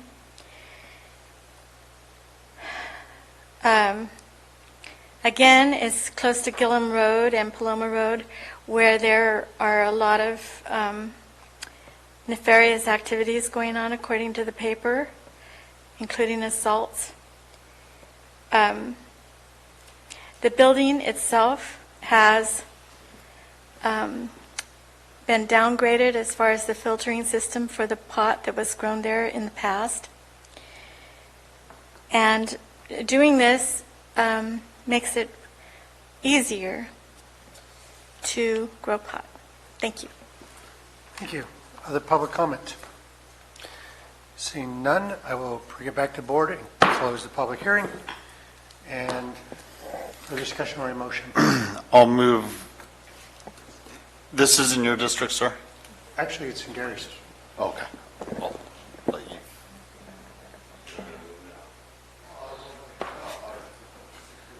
I will move this item, Mr. Chair. Thank Moved by you. Supervisor With that, I'll Martinelli. second it. A second by Supervisor Stopper. All in favor? Aye. Opposed? Carries 5-0. Thank you. We will now go back into closed session to continue our evaluation process. We will report out when we're done, and at that time, we'll do supervisor announcements and wrap it up. Does that work for you, Madam Clerk? Absolutely. Very well. Hey, you have 5 minutes to gather yourself, and we'll meet back there. Thank you.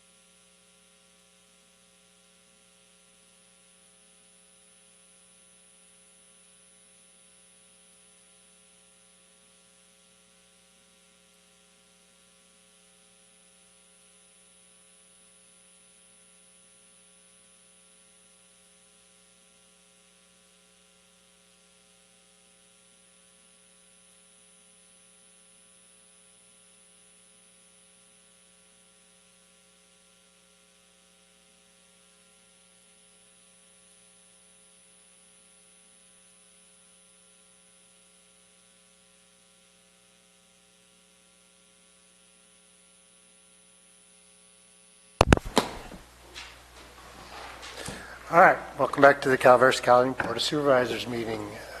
Madam Clerk, do you want to report out on closed session? I do. Report of today's closed session, item 1, Public Employee Performance Evaluation, Government Code Section 54957B1, Title County Administrative Officer. There was no reportable action taken. Thank you. That concludes the closed session. We will just move on to supervisor announcements. In compliance with AB 1234, chaptered as Government Code Section 53232.3D, board members shall provide brief reports on meetings they attended at the expense of the local agency at the next regular meeting of the legislative body. This report is required to include meetings attended for which there has been expense reimbursement, such as mileage, meals, lodging, etc., but may also, at the board member's discretion, include any other meeting attended by the supervisor on behalf of the county. Supervisor Callaway, would you like to start? Monday, I will be going to Columbia College. They're having a meeting regarding types of classes they think they should be offering throughout the Columbia College District, predominantly what would be interested people in my district. But so that's where I will be Monday. Thank you. Mr. Mills? Yes, last Wednesday was in Stockton for the GSA meeting, and because I couldn't attend the transportation meeting here on last Wednesday, I went over to Amador County. It was a great opportunity to kind of mix and see what the differences are between the two of us and where we can get some synergy. And so Amador Transit and I will be, Maggie Armont will be meeting with me here very shortly. Thursday, two-care tour. It was very interesting, and I know Marita went on that tour as well, to see the 4 different agencies and their 4 different approaches to resolving the fuel reduction and fare break issues within our districts. Very, very informative. And in the evening, Mountain County's Water up in Murphy's. Friday, there was a men's health session over at Mark Twain, and I would really strongly recommend, if that comes up again, that folks attend. And the Calaveras Community Foundation helped fund that. Yes, and it was very, very informative. I really appreciated that. Last Saturday, we had Angels Night Out, but Monday, the CMCAA retreat, and one aha moment from that was that nearly 50% of those that live in Calaveras County currently receive some form of Social Security benefits. That's kind of a huge number. Pay attention to one other thing. That's SB 330, Senate Bill 330. Has to do with land use decisions and housing. It may have an impact on our general plan. That's all I have. Thank you. Supervisor Stopper? CMCAA meeting yesterday. There's a lot of good talk on progress forward. A lot of it has to do with also mother-lode job training and the central the economic development district that I will be attending on Thursday. Thank you. Supervisor Toffenelli? I have nothing to report that I spent money on. Okay. I have nothing to report. Are there any announcements or polling or staff? I do. Madam Clerk? So I just wanted to say that the first week of December, which is going to be before our next meeting on the 10th, I will be attending the CSAC conference and the Clerk of the Board of Supervisors Association conference as well. In addition to Monday, I'll be at New Law doing a presentation on the clerk's interaction with the board. I'm on a panel. And I just wanted to wish everybody a happy Thanksgiving. And I know we have one more meeting with Megan, but I wanted to wish her well. Thank you. And We have agenda review Monday. We do. Mr. Chair, I'd like to take a poll of the board. Certainly. We had item 20 today on the agenda, and it is a controversial item. It didn't get the 4/5 vote.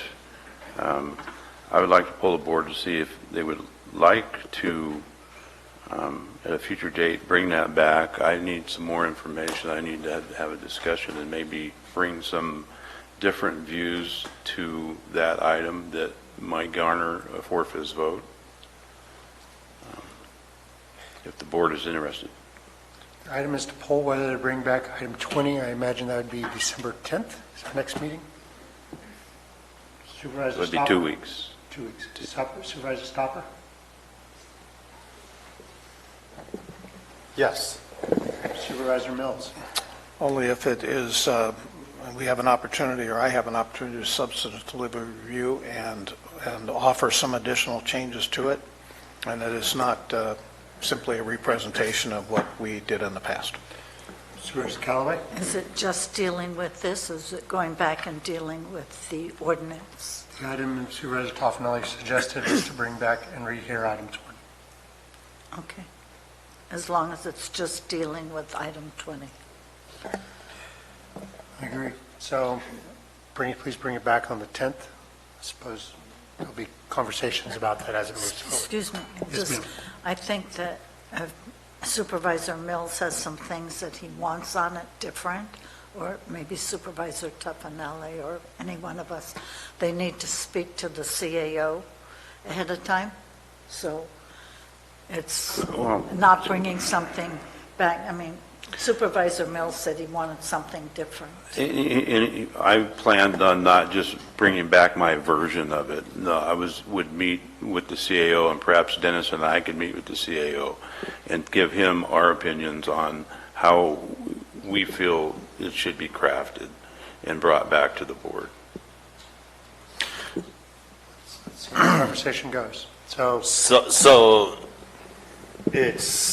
will be a setup of alternatives, and then we can have a conversation as a board to work towards a resolution on it, is what you're proposing. I'm asking, I'm not trying to tell you, I'm sorry. Careful.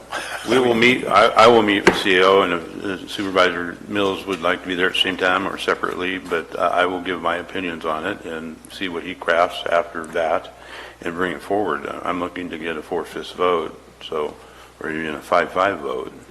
Well, let's give it a shot. Okay, got one more. Okay, very well. Bring that back, Supervisor Toffenelli. Thank you. I would Supervisor Mills? like to poll the board for direction to staff to recreate the grant opportunity position that we had under Diane Van Overloop McNown years ago, and begin to look at those opportunities that we literally walk away from because we're not paying attention, and also that could become an administrative position and that they would be administering or overseeing grant opportunities. So I would just like to poll the board for direction on that. This is to bring back and create a new position to take on grant opportunities. I think this is something that we should be discussing, not as a poll, but open, and that possibly at budget time. Bring it back as just simply an agenda item so that we can have that full discussion of what that would look like. And I'm just asking for direction to staff to do that. We have very little time till the end of the year. We only have a few meetings. Could be in January. So it could be part of our goals and everything in that discussion. Right. So. If I may help the discussion, one of Cristobal Lada's goals in the CAO's office has been to write a more comprehensive grant policy and how we would go about. I'm sorry. Sorry, I'm just reminding the board that this, I want to caution you from getting into substantive discussion because none of this is on the agenda. So if this is purely to poll staff For to bring direction. a future item back, we can Thank you. leave it at that. But any substantive discussion, I would caution you to go further. Thank you. Supervisor Mills, is this just you want a poll to have this as a general item, or do you want this to be part of the budget discussion? Or where are you at? Where the CAO feels it could be fit, that's fine, but I think it needs to be a discussion that we have. Where would you think would be appropriate? I think probably the last meeting in December, we're going to bring back a discussion on grants, and it will fit in that. We'll open the opportunity for that. In December? Yeah, the last meeting in December, or the first in January. Okay. Let's poll the board. Supervisor Mills, yes. Supervisor Stopper? Sure. Supervisor Toffenelli? Yes. Supervisor Callaway? No. Supervisor Garamendi? No, I think it'll be part of a budget discussion, but carries. So we'll bring it back. Or move it forward. Very well. If there's anything else, sensing a consensus to adjournment, we stand adjourned.